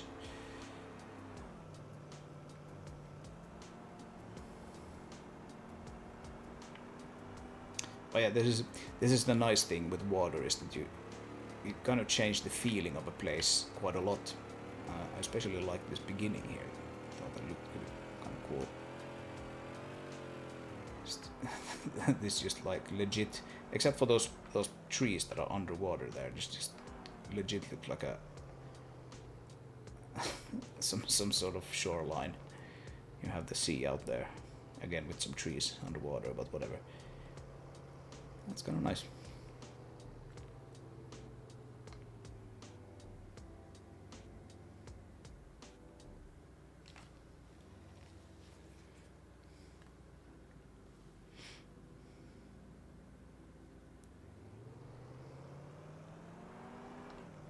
Yeah, some flow map stuff.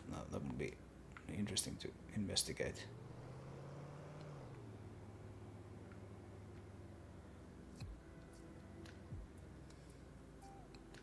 And now this pipeline just goes into the sea.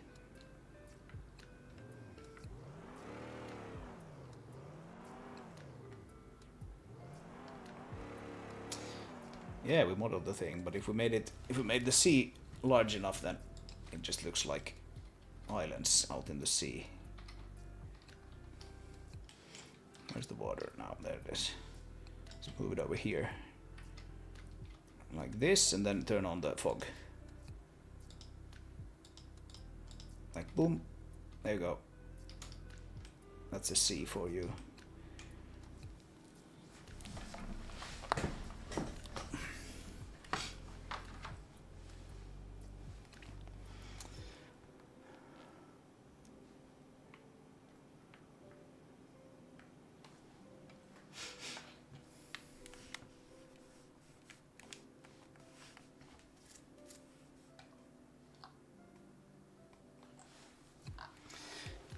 Yeah, well, Matt just mentioned previously that screw tanks can be amphibious,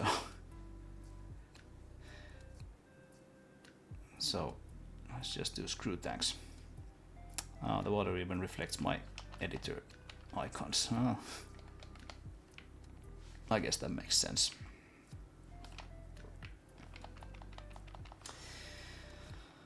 All right.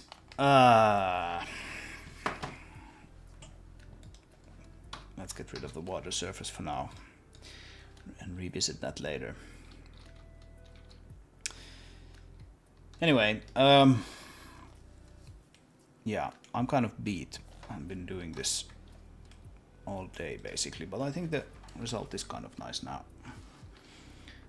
And we definitely want the fog on if we want to have a look at this place.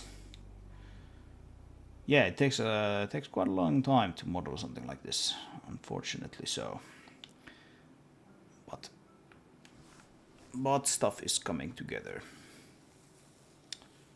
quite nicely.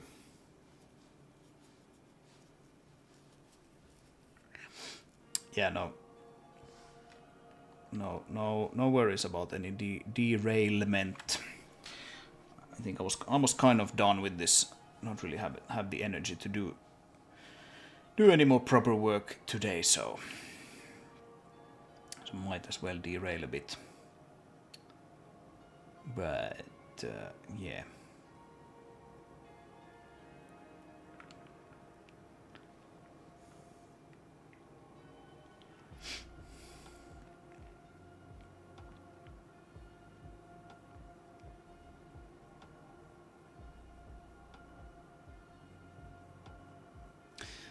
The way these trees look at a distance like bothers me a little bit. They don't look necessarily quite as good as I would like them to. Might have to think about that.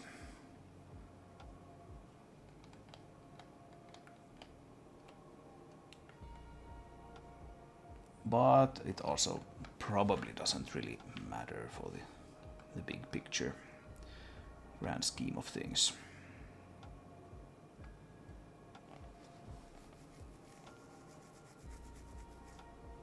Last minute idea. All right, spill the beans.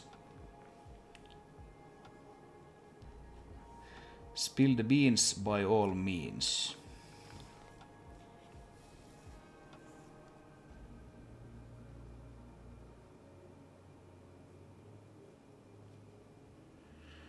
Leave the controls for 1 minute or more. Don't do anything. Yeah. Maybe. Yeah, you can already do these camera sort of fly-throughs that I've used in several places. Actually, one of those is used here in the menu. So this thing that you're looking at right now, we can even get rid of the goofy. Render equals false. Oh. Not 3 O's, 2 O's. There we go. Ah, right, Goofy's actually rendering the video. Well. But yeah, this is done with like a camera animation, like a transform animation thing.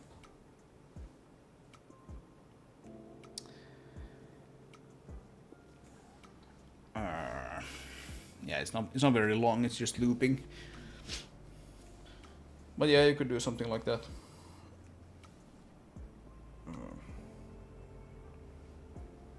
And of course, my intention is to re-render this video when I have the level in a better shape. You can see here that we have just a lot of white box stuff here in the background. That doesn't look like that anymore.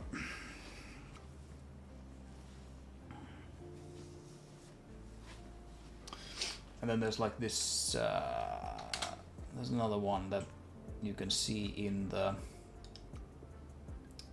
let's see if I go to my channel here.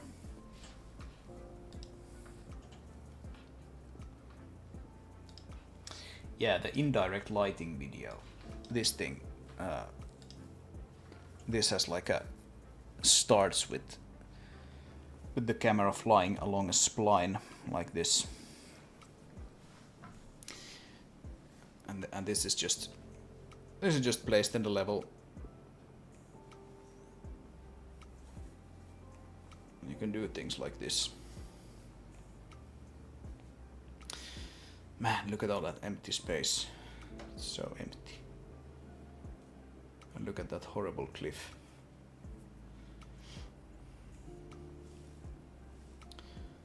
But yeah, these kinds of fly-throughs are possible.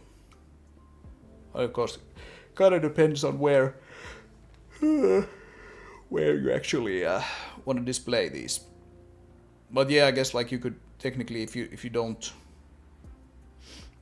touch the controls for a bit, you could even just like you could even just have the camera detach and just fly through the level, even though the game is still running. That could be an interesting thing.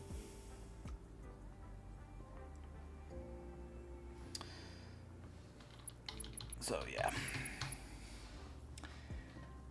Yeah.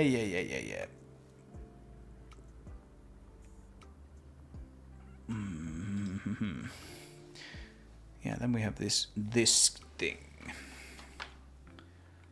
This thing needs to be properly done for the demo as well, but this is probably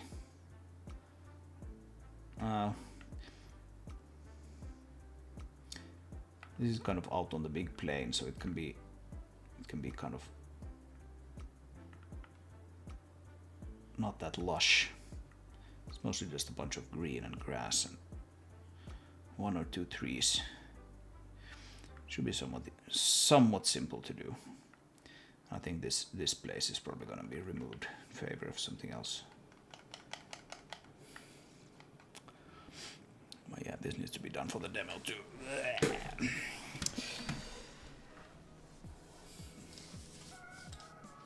All right.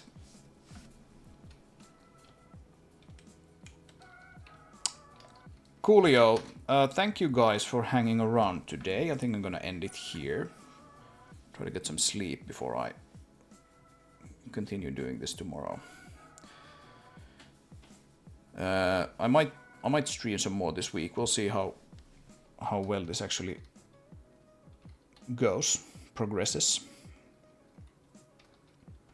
But I don't think I'm not gonna stream like all of this work. It's like more of the same. It's not necessarily super interesting for you.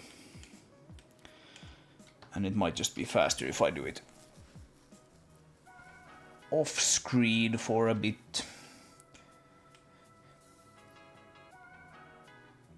But yeah, we'll see.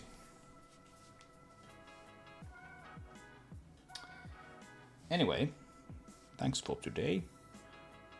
Hope to see you in upcoming streams and videos. Take care.